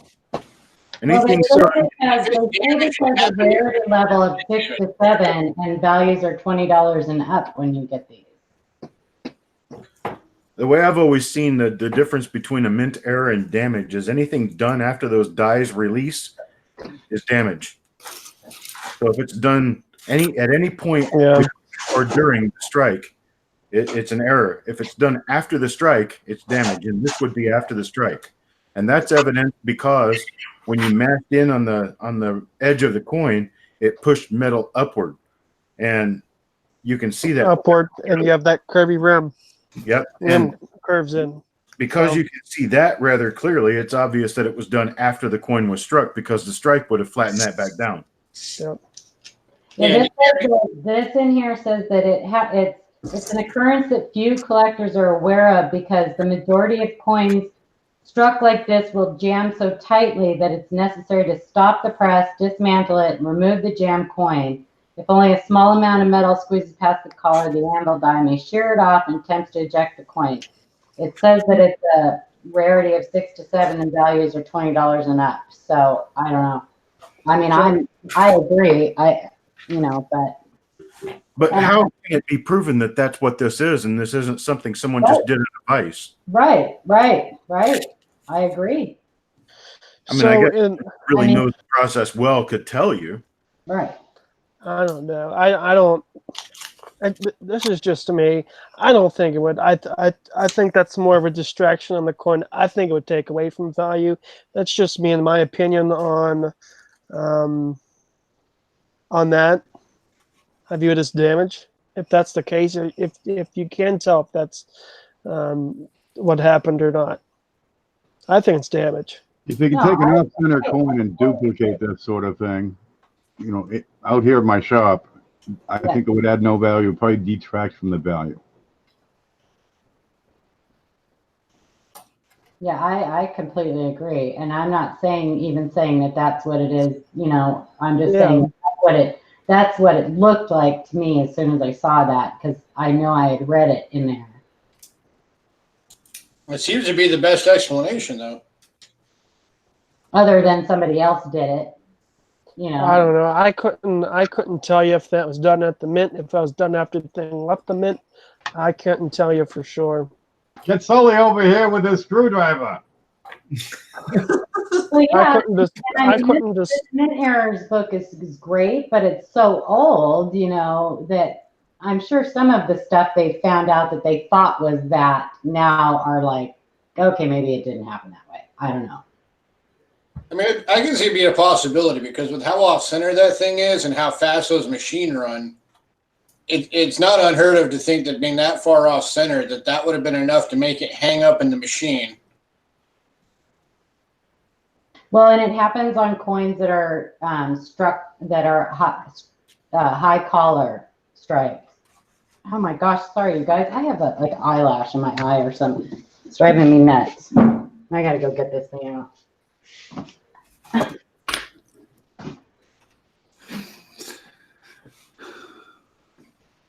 So nothing on it. It's amazing how quickly we get pulled off topic there. it did say he was told that this was a side neck strike. What? Yeah, I'm unfamiliar with that term. What? Let's look I this just up. looked that baby up. You sure it doesn't say redneck strike? I think this would be much easier to duplicate in my shop. Throw in a device, tap it real hard. No, I couldn't give that additional value or premium. Yeah, I've never heard of any part of the coin being referred to as being the neck of the coin. So John Claggett, what is that listed in error ref as then? You're saying error ref has one just like it. What's it listed as? I don't know that it's listed anywhere as anything. Saying that falls under saddle strikes, but see, Well, error. two strikes, side neck strike, error ref. It's in here. A side neck strike. A side neck strike. I can pull this up. Okay, let's see. How do I do that? A side neck strike involves a collision between the unstruck edge of an off-center coin and the neck of the adjacent hammer die. During an off-center strike, the struck tongue of metal expands in all directions, so it's out of color. This expansion pushes the unstruck portion of the planchet sideways. If it's positioned just right, the pole opposite the struck tongue of metal will collide with the adjacent hammer die. And you have this, which is a darn good match for what he's got. It is. Can you put it on yourself? Yeah, you're still presenting me. Oh, damn it. I forgot the coffee can. Sorry. Present. There we go. Can we see it now? Can you zoom in on that edge? Side neck, one word. Striking error, saddle strike. Okay. Can you zoom in on that edge? Side neck strike leaves a smooth, curved indentation at the pole opposite the off center. There you go. Yeah, that's pretty dang close. Yeah, but I don't see it that big lump of raised metal. Well, that could just be a positioning and impact strength. No. I guess when it's hitting the what's it hitting? When it's hitting the adjacent hammer die, that's when it leaves this big shove. The error is as close as you can come to a saddle strike without actually being a saddle strike. Side neck strikes often show a pattern of buckling identical to that of a hump saddle strike. Okay, now we got to look that up and show it. Other terms used to refer to this error include almost saddle strike and one die saddle strike. The link in shown below shows an off-center strike and association with a side neck strike. The characteristic concave facet is easily seen. Concave, and that's consistent with what we see on the coin. You know, you got to read this whole error ref. So his is concave on the other side? Well, looks to be on one side. On that knob. But see, Ken, people don't want to read. That's why they come watch the Q&A. That way when people say, hey, have you ever read the error ref? They can say, no, I saw the movie. That's why I'm here. Some people don't know where to find information. Yeah, I would say it was concave. And that's a fair match for what error ref shows. Now each coin, each individual piece is going to be, you know, slightly different, of course. But that's That's what I was saying. The consistent with what angle we and see. pressure and all that could be different every single time. Who sent this in? John Claggett? Yeah. Yeah. That's a peach. Yeah. All right, we did get some more emails in. Let me close this out. Thank you for sending that, John. I'll be right back. All right, the next, looks like we got a barber dime. This is from John Salisbury. Do you think this dime has a clip planchet or damage? I'd want to see the other side first. What do you hear that? First and reverse. It's 11S. It's like a curve clip to me.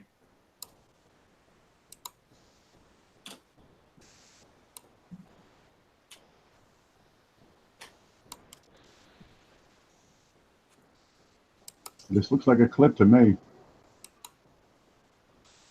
It's Can you taper. show that picture of that edge again?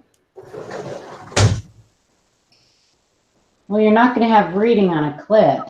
No, but you would have the marks from the cutting, and they're single directions. If you find a line down the center of the coin, that's usually from two blades coming together. Right? When these are produced, they're punched. I mean, they go right straight through. And then you have a little bit of reading produced, some upsetting, just on one edge, and very little. This is consistent with a clip. 99 cents.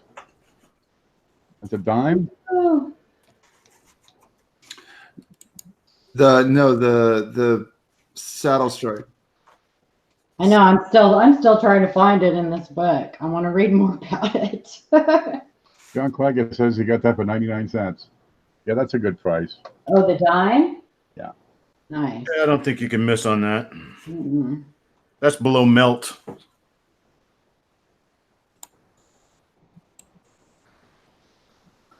All right, the next one is from Coin Collecting Texas. Let me grab this one. It's another zip, so I'm trying to hurry. Find that thing.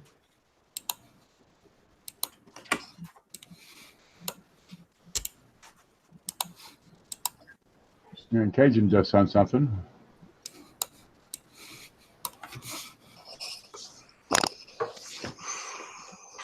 Let me see if you got blues or which one you opening? Coin Collecting Texas. Let's see. I'll hit blues. The Philippines. 44S Oh, he had this up here a minute ago. that are hold. What's the questions on them? Oh.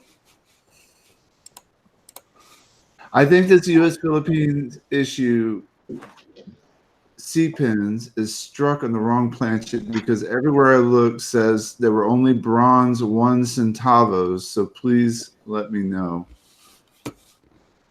It's a regular 1 centavo there. What you have up now? Yeah, it looks like a bronze 1 centavo. What's the question?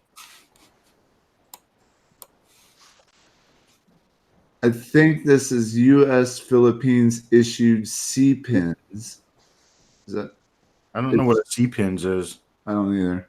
It's struck on the wrong planchet. I don't see anything wrong with that one. What are the other photos?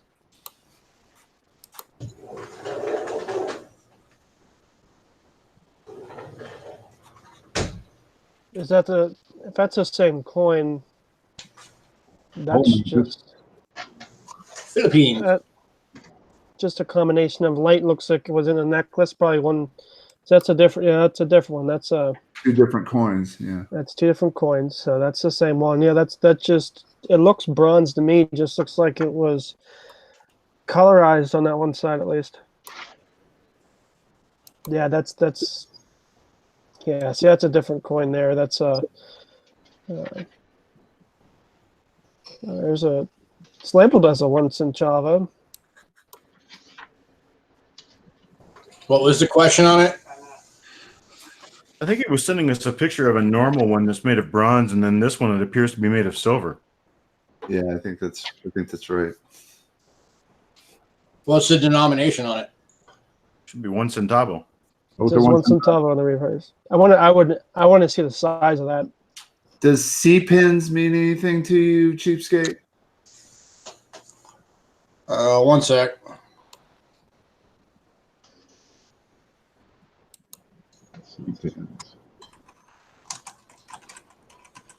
CPINS. Yeah, he's asking why is it silver? Yeah. Do you have a weight? Yeah, could the one that's silver be plated? Yes. It's obvious it was made into a pendant or a necklace. Yeah, that's what I'm thinking. I want to know weight. I want to know size. I want to see that mint mark. 44S is very distinct from what I've seen. I do a lot of them. What was that? You just want too much.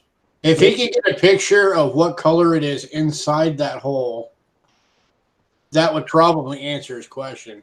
Yeah. Well, he could plate it after the hole was drilled. Right. I want to know the weight and I want to know the size. Those are the two biggest things. The weight's going to tell you almost everything. What'd you ask about? CPINS. What does that mean? Is that a different denomination? CPINS? Uh-huh.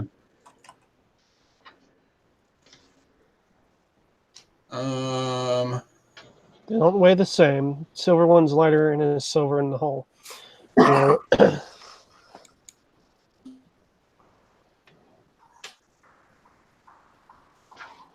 what's the weight on it? Tell me the weight.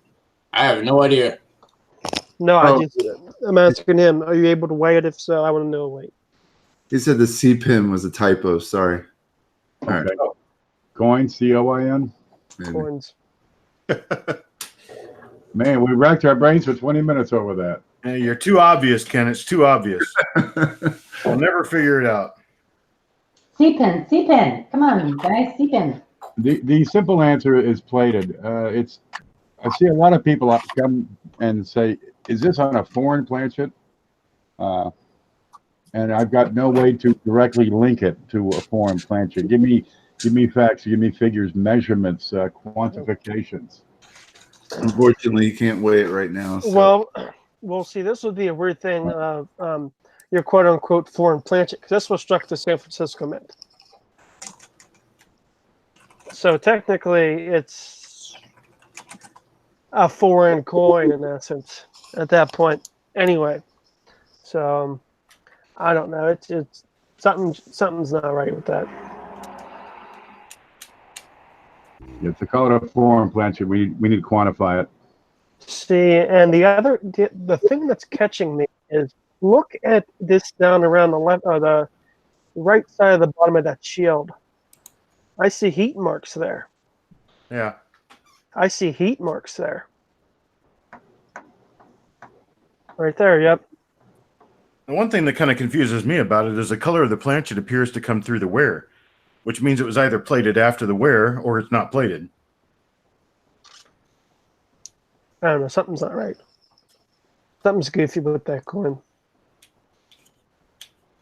Have you tried using a magnet on it or tissue test or anything like that?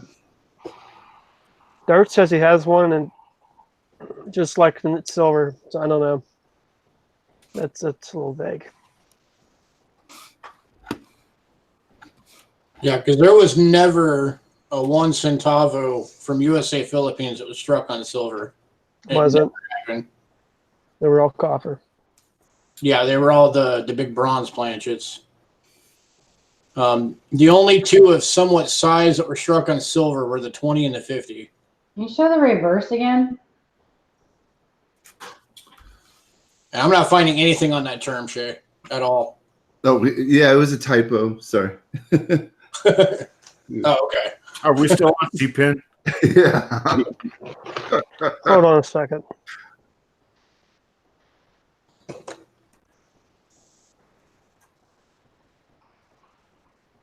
Very important to proofread your emails. Otherwise, you'll get a bunch of people wondering what C-pin is. Yeah. Yeah. That'll be the first question next week. Is this another C-pin coin? Yeah. Oh, God. I think the channel can make something up quick, and we currently turned a new. It's a 1964 SMS C-pin. Oh, God.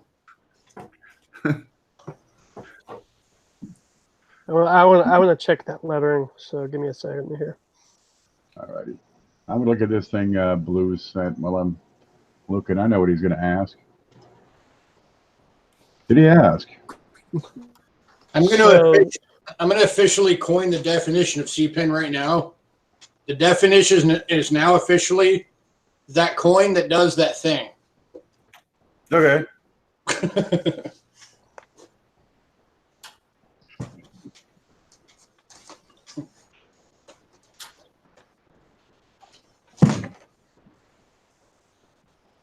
Works for me, I guess. We're getting pizza, guys. Pizza? We're getting pizza. I had pizza last night. I had the best. Okay, so Yeah, speaking of, I got to jump off cam because my wife's starting to bug me about dinner. Okay, man. okay, so the 44S, there's a 5 centavo, a 50 centavo, and then the centavo for the S. So 5 centavo is a lot smaller. The 50 centavo. Yeah, this is the one. The picture of the one. This is the 1 centavo. 1 centavo. Yeah, it's supposed to be bronze. The strike is So- uniform. Supposed to weigh 5.3 grams. That's not a different planchet. So that doesn't even match the size of a 5 and 50 for it to be a different planchet when they were striking some of these at the San Francisco Mint. Because your 10s and 20s were struck at Denver.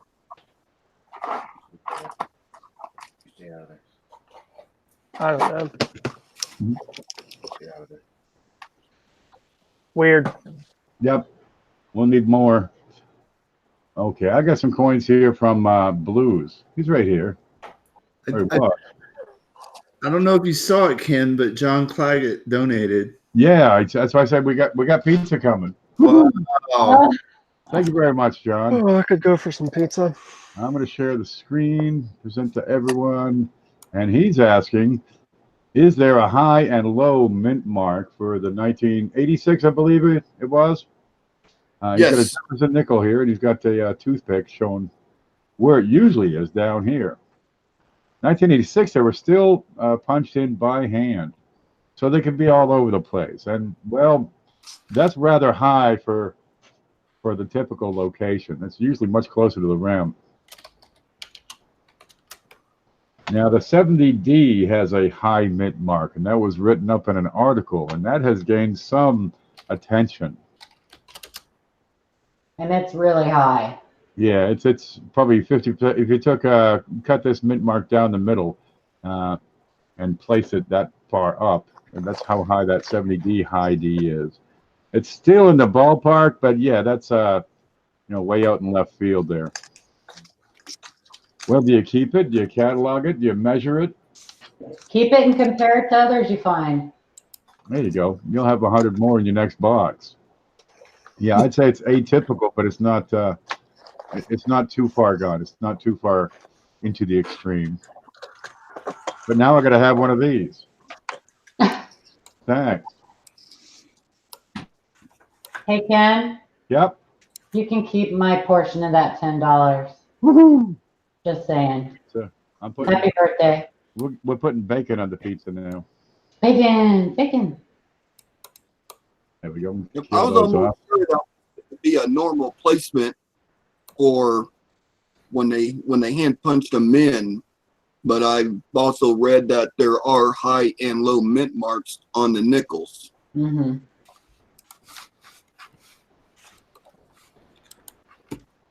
All right, the next one is from Cajun Coin Hunter. Cajun. Says this dime is copper colored, and I want Jeffrey to take a real close look at this. Get in close, Jeffrey. Get in close. Come on. How is he holding that?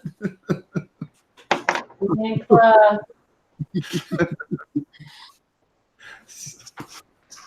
I love Cajun.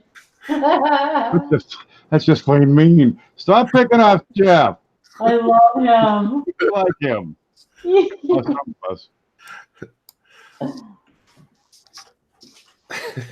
Well, at least you pick it up by the edge. Oh, I am here ranting and rambling on, and I'm muted. You guys are lucky. You know, obsessive compulsive disorder is a documented disease. It is. Don't do that. I got the shakes now. Thanks. Go have some coffee. I've had coffee with high blood pressure. I don't need no more coffee. So it's digging around for something specific here. So he said somebody sent him those pictures. I'm not sure if the question was serious or not, but I don't see any issue with the dime other than it's got the tweezers on the end. station variety. For something like this, you absolutely have to have the weight. Without the weight, there's not really much that can be said. Jeffrey, read his last post. I see that. Tell him to not do that. Tell him to not do that. There was just mention that it was a copper color. I love you, Cajun. You're so funny. They got me all worked up now, and I'm not going to sleep tonight because I'll have nightmares. It's a C-pin coin. Do some yoga. That's what I do. Works great. That is a C-pin coin. Dream about vice grips on coins. That's a bit if I ever saw one. We're gonna hear the end of that one. I'm gonna answer somebody on Facebook when they say, "What is this?" It's a C-pin. That's good. Let's see, pin. So here's a 44S Centavo.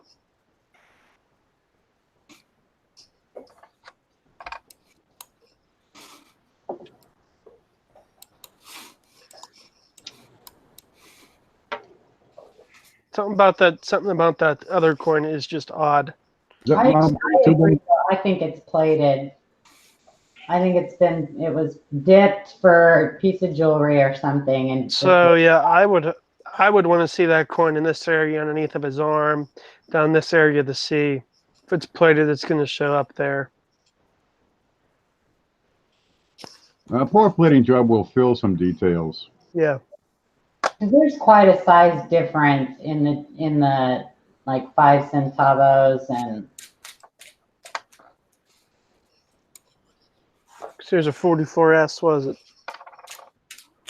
The diameter 25 millimeters on the one.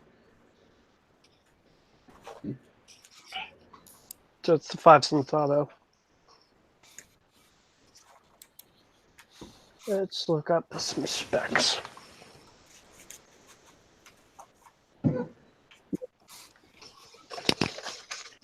Yeah, sorry, Cajun Coin Hunter. Yeah. I guess I should have read the whole thing about how it was sent to you by somebody. The pictures were sent to you by somebody else, so you wouldn't be in trouble with Jeff. So. No, here's a good laugh though. Cajun knows better. Cajun won't do that. At least I hope not.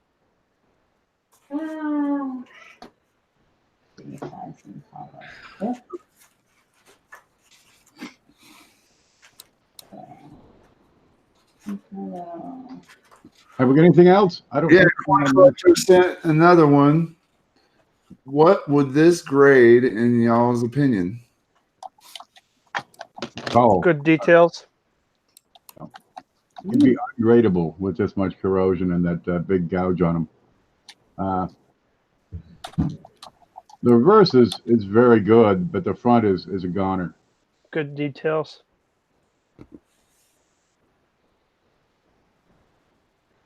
That's where I'd be with it. Yeah, you read the date, the motto. The reverse is VG, but the obverse tears it down enough. Well, the reverse is actually closer to a fine, very Yeah. fine. You got better lines. You got more than 50% separation on those lines. The official grade of this coin, well, that's out of focus. There you go. We can pick up some lines on there. Is that a grade out of focus? No, but BU is a grade, and that's what this is. It's BU. Beat up? It's beat up. Beat up. eBay BU. Beat up.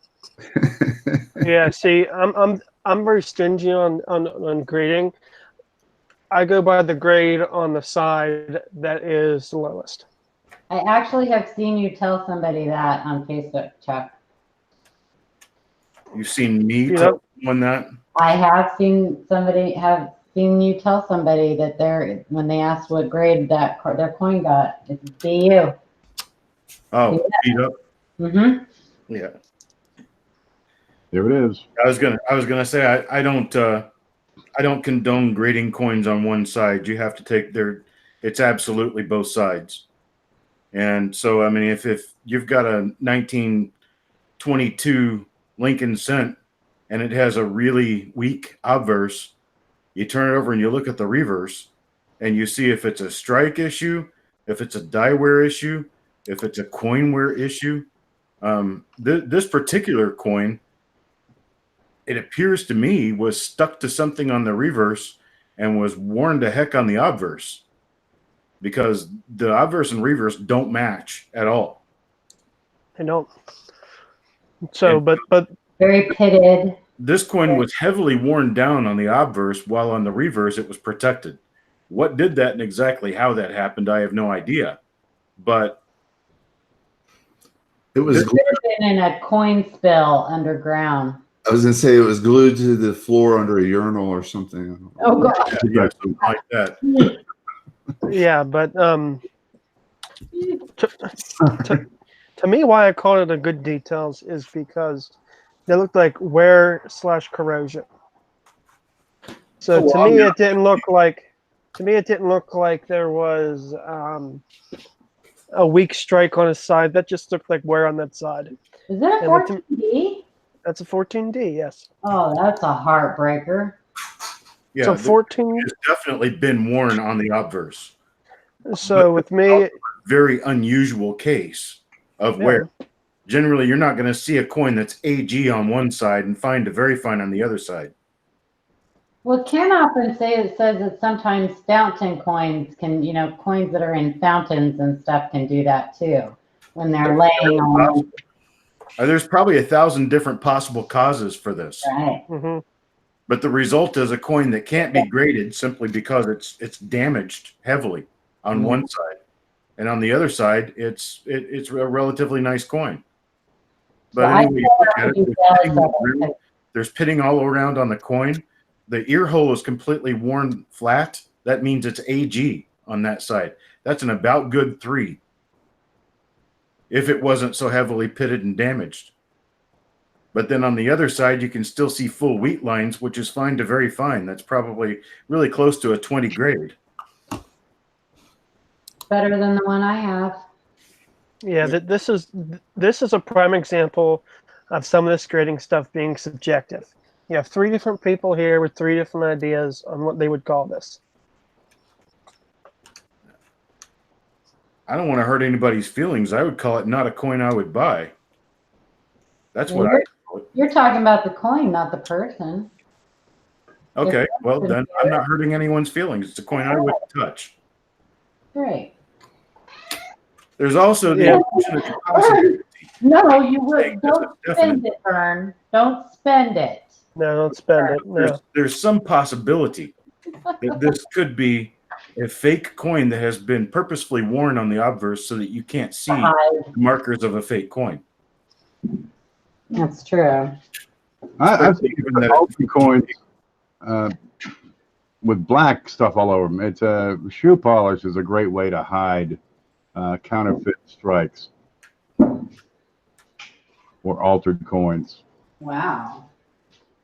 Hey Shay, show the obverse again. Yeah, I'd be interested in looking hard at that date. That looks like it's centered. Yeah, it looks right to me. I'm seeing environmental damage all over it. Yeah. Oh, yeah, that coin was in the ground. A 1914D that's identifiable. I've never seen them go for less than $70.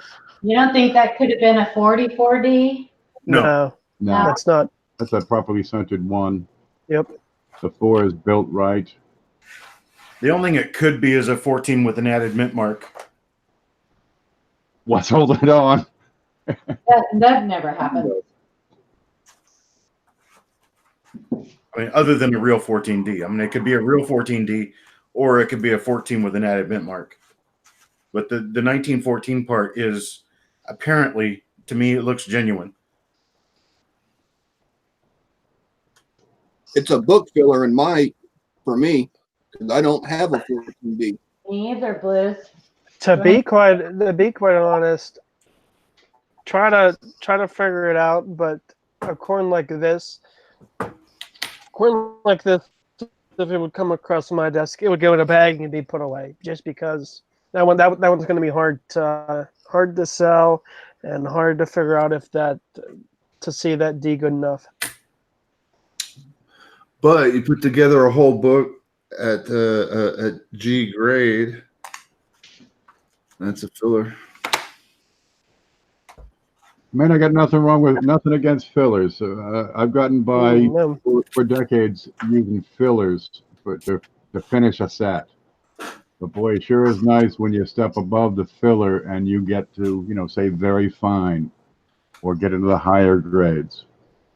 Fillers, don't stop there. Keep on going with that collection. Coin Dragon says it's a peach. Yeah, that's another thing, and I know I talked to Ken a little bit about this earlier. It's kind of like what Chuck said. This is a coin I wouldn't touch by itself. I mean, if this came in a collection, maybe I'd do something with it. But I'm known for quality, and that's not something to my quality standards. Well, it's not only that, but it's going to be very difficult to authenticate. Given that it could be difficult to authenticate, you don't really know if it's a real 1914D. It's too damaged to really tell. So I wouldn't touch it.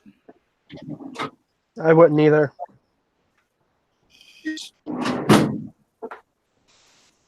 got a big honker there. Yeah. What? Oh. We're not talking about you. Oh man. Yeah, images just pouring in. All right. That was late at night.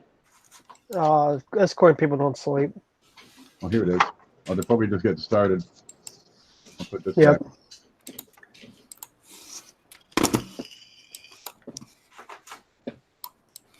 But yeah, keep it. Try to explore it a little bit yourself.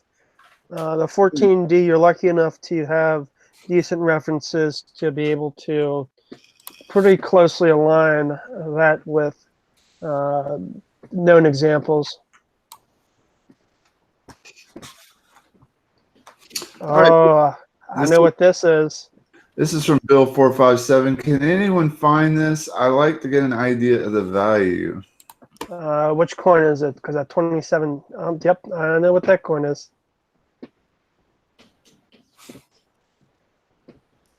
Is that a lion? Tiger? Oh, I saw that. Yeah, I saw that on Facebook. I couldn't find it anywhere. I looked all over the place for it. 15 grams of silver, so it's a half. So Chinese. So the Shanghai Mint and a few of these other mints, they do these special commemoratives for certain things, just like the Shanghai Coin Show, different coin expos and things of that sort, to where they make these medals. NGC will grade this as a medal because it, of course, doesn't have a denomination on it. So a lot of these Chinese medals aren't documented good because they have minages of anywhere from lowest minage on some of these exclusive coin expos in Shanghai and different areas of China made by the Shanghai Mint and etc. Some of those minages are 3 up to a couple hundred. So these can be very scarce, highly collectible. A lot of them come to the U.S. and stay in the U.S. market. And now since the Chinese coin market's starting to explode. They're starting to head back to China. Can we make counterfeits and send them to China? Yes. Yeah, I couldn't find that specific one anywhere. I saw all kinds of 2010, Shanghai, the Expo, silver, all kinds of them, but I could not find that one specifically, and with a hole in the center and all over the place. Bill J, send me an email. I'll find it for you. I'll have to look. I'll have to send a message to someone that specializes in these. But yeah, that's a medal from the Shanghai Mint. Godzilla. Where's Lewis? He went to have dinner with the missus. I don't like it when I can't find things like that. Understand. So when you do find out, tell me too, Jeffrey, because Yeah, Bill J. No, was it Bill 457? Send me an email. I'll find it for you. I just gotta look in the reference for him. Bill got that coin at his coin meeting. he gets a lot of good stuff at his coin meetings. How come we're not at Bill's coin meeting? I know, right? Bill, give us the address and time and stuff. He sends me pictures and makes me drool all the time. Oh, just got this. Just pick this up at my coin meeting. I'm really lucky I live where I do because we have the largest local coin club in the country. And we had a coin meeting last night, and every one of the meetings has an auction. And a lot of times the auctions have close to 100 lots. This time I picked up about 6,000 or 8,000 Lincolns and Indians that were in boxes that nobody else, they're actually in binders. Nobody else wanted to mess with them, so I got them way too cheap. Wow. I'm sorry for you. We have bingo. So this one's from, I'm jealous, Chuck. All right. Yeah. This one's from Coin Dragon. It says, Yeah. typical heavy clashing on an 1853p seated half dime. I was trying to read the date because it's so obviously clashed. Yep, she got the Batman thing going on in her hands, her arms. I love these. Great. Yeah, I have a couple really nice ones that are crashed. Right? Is that die crack to the 8 and 5? Or no, that's not. No, that's Part of the clash. From the other side. And then the tops of the letters are kind of the ND. No, that. Oh, I see you. I don't think that's going to be machine doubling. That looks to me like repunching.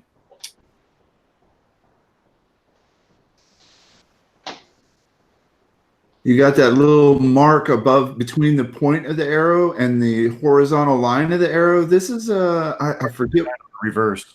It's a particular variety. You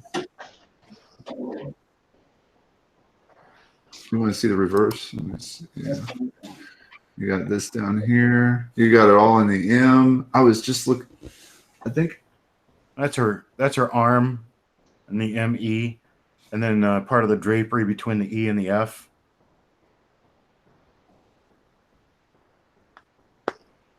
Go back to the picture that shows the date on the reverse. There we go.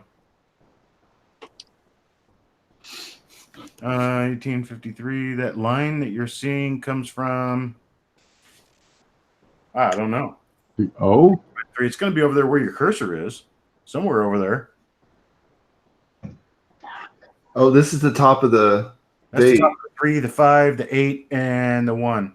1, 8, One's on the left. 3. Right. Yeah. No, not Arrow right. is either Correct. the O of out of.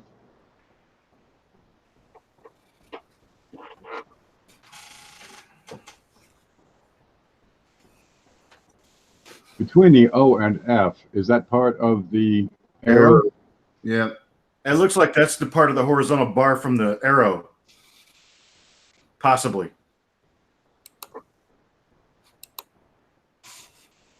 Yeah. The O. Look where it is in relationship to the top of the 3. So it's near the very top of the 3. Now flip back to the other picture, and they should be almost in line. Yeah, I don't know. It looks a little high.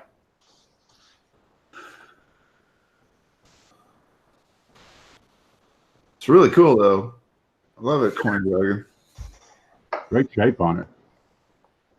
That part, there is no argument. It is a pretty looking coin.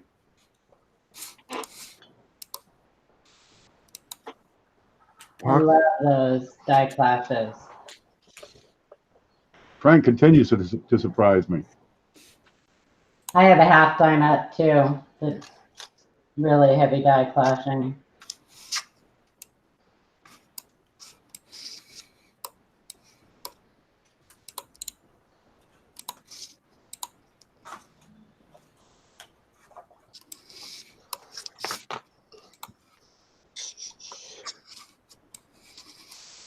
All right, the next email is from Pocket Exchange.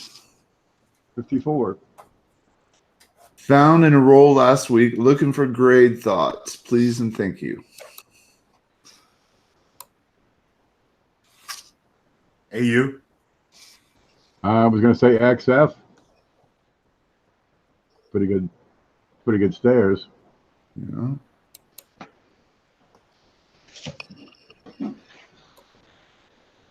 What's he got there? 1940 Philly.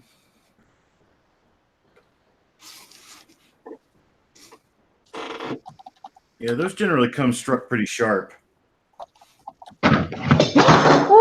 Uh-oh. Is everything under control? It's fine. Okay. No one panic. I lost my squirrel. I lost my squirrel. That sounded like it's going to involve a mop. No, no, it was dry. Just scroll overboard.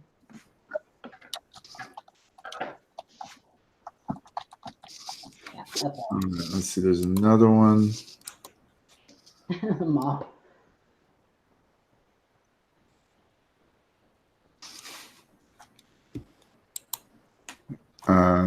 Let's see. A penny's coming up next. Looks like a 1960. Let's see here.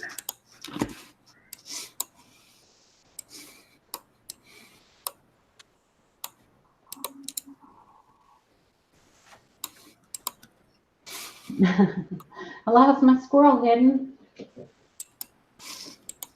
Yeah, I'm kind of aggravated right now. Because we can't find it? Because I know what it was minted for. Share I know exactly what it was minted for. in my frustration. But it's not listed with... 2010.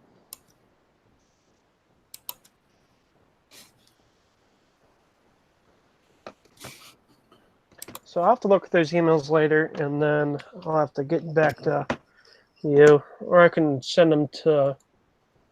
I know a guy that's going to know what it is and where it's from right away. Jay's playing with colors. I was trying to rotate it. Oh. Oh, look at that. I can have this tool. That was Defensive awesome. program. That blew my mind. I can crop it. That does my job. 1960. D. I see what looks like a normal 1960 D cent. With some MD in the neck. That's normal. That's part of the engraving. That's just how it worked out. Yeah, that was the question. Is this doubled? No, that's normal.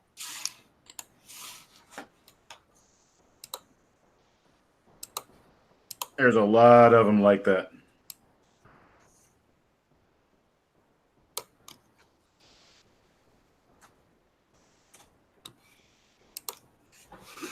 All right, let me see what else we got here. Okay, I'm gonna leave it on Shay for a bit. How would he go to the reading room?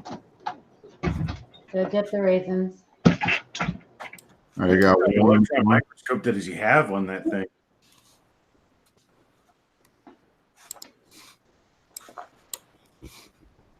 It's an awesome microscope. Because That's a I very copied him and got the same one because it's fantastic. Are you talking about mine or? Yeah.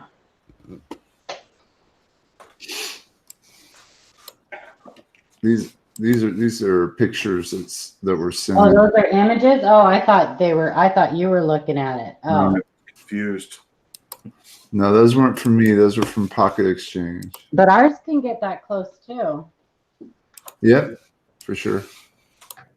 All right, there's one more email from Pocket Exchange, and the question is this a 1982 small date DDR?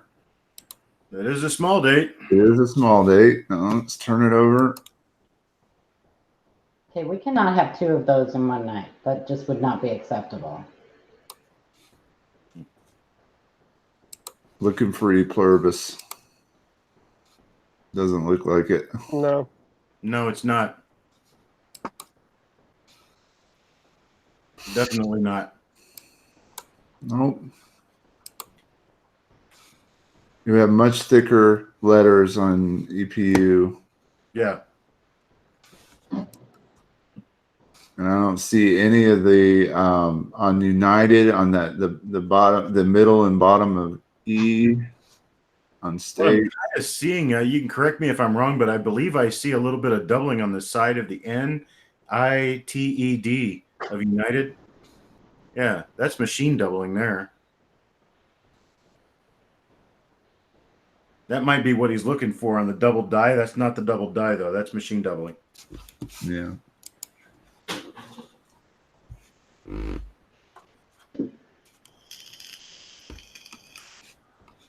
Whose was that?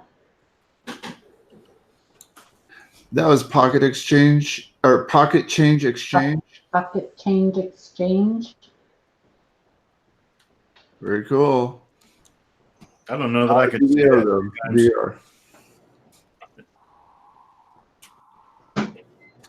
Yeah, I couldn't have that channel name. I would not be able to. I'd Pocket Change Exchange. Actually, it might be Pocket Chang Exchange Pocket Chain. or Pocket Chung. Pocket Chung. I don't know. I don't know. It's C-Pen. Stephen. My computer's really getting on my nerves right now. Break it. That's what I say when it's flooding. It's seeping in. C-Pen. Check my C-pins. Check Yahoo.com. my C-Pen. Oh, God. Here we go again. Says he that just came from the reading room. Yeah. Check my C-Pen. All right, that was the last email. I am going to have to depart. Well, God love you for stopping in. Yeah, thanks for having me. Bye, Shay. Tell Adrienne I said hi. Now, folks, down Hey, below. congratulations on your son getting on the what was it? Honor wall? Yeah, Honor Society. Yay. Honor Society. Congratulations on that. It's Congratulations. Well done. And for those of you watching, you're going to find a link to Mantic Coin's channel in the description below this video. And everybody else, too. Thanks. Blues, who came in a little later.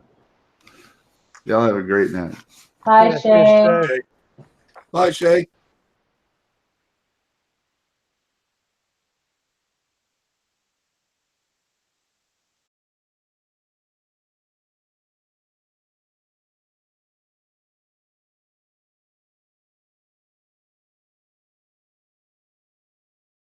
Now Did you y'all- can use your camera. I did unboxing this. Your picture is really sketchy. But Oh, you give him- sound great. Give him time. That's He what I just got a ended new mic.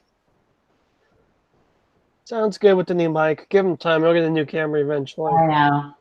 Look, he's got the spit guard. I tell him Ken needs one of those. I've got that too. You do? Do you spit? Are you a spitter too? No, Oh, Ken I'm is. not a spitter, but it came with it, and I thought it looked cool. Made me look a little more like Howard Stern, so I put it on there. Oh, Oh, does. The only- Blue, send me the link. I want one. I don't. You need like a sneeze guard. You guys could probably hear me even if I turned my mic off, but I want one because it's just so cool looking. I Yeah, have, Roadrunner. Just something Really? you can't unhear. It was only $25. I know. I want one. I'm like super loud though. I've like theater voice.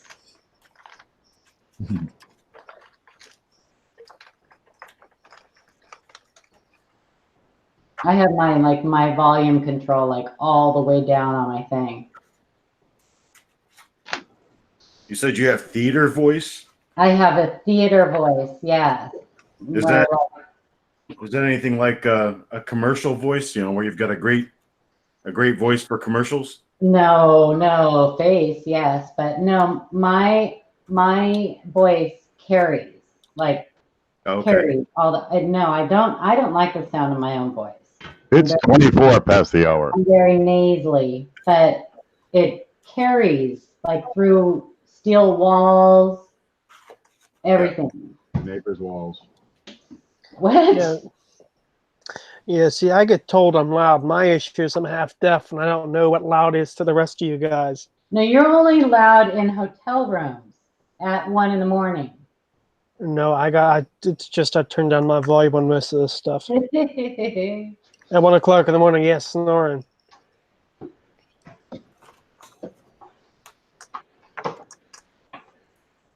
I have a barroom voice. That's right, barroom. Barroom. I've heard that before. Can you tell? It sounds like a foreign car. Baroom. Cajun sent one in, but I'm afraid I can't find the image here. Cajun. Would you say Cajun? Cajun. Sent an email, but I cannot find the image. Give me a second. Let's see if I can find it. Well, sometimes it takes an extra minute to load. It shows up at the bottom of the email, but I don't find it here. That went from apparently Ramon to Cajun. No, there's no image in that, Ken. Not here. No image. No, we lost it in the translation. Yeah, and it better not be a coin in pliers. In pliers. Let me try it again. He's going to try it again. Yeah.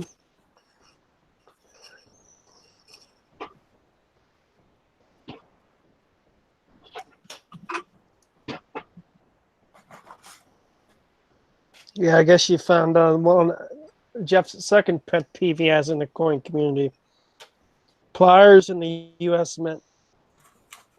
We all know you love the U.S. Mint. March of the Mint. Marked on the Mint. Yeah. Well, guys, I'll tell you what. It's 1 o'clock over here on the East Coast. I'm starting to wear its head. We've lost some of our panel. What do you say we call it? Call it. What are we going to call it? We'll call it. Folks, if you have more photos, be sure to send them in to the email. It's going to stay there for a week. Check my coin or cpan@yahoo.com. CPAN. I would love to look at them. Okay, meantime, we want to thank everybody who's been here, everybody who is here. I've got most of the links for most of these folks down below the video. So be sure to, give them a click. Check out their stuff. If you like what they've been saying and talking about and the way they're answering and presenting, by all means, go check out their channels. There's some great folks here. Good night, all, says Wild Bill. And we want to thank you guys for coming. We thank everybody for sending in their pictures. It's that user interaction that makes it all worthwhile. Thanks, guys. Hey, Ken, do you have my address for the check? Check. We're just going to do PayPal like we did last time, right? Oh, okay. Yeah, that's right. Okay. Bye. See you later, guys. Good night. Good night, everyone. Don't let the heads, that. Good night. Yeah, say blues. See you guys. Stay groovy.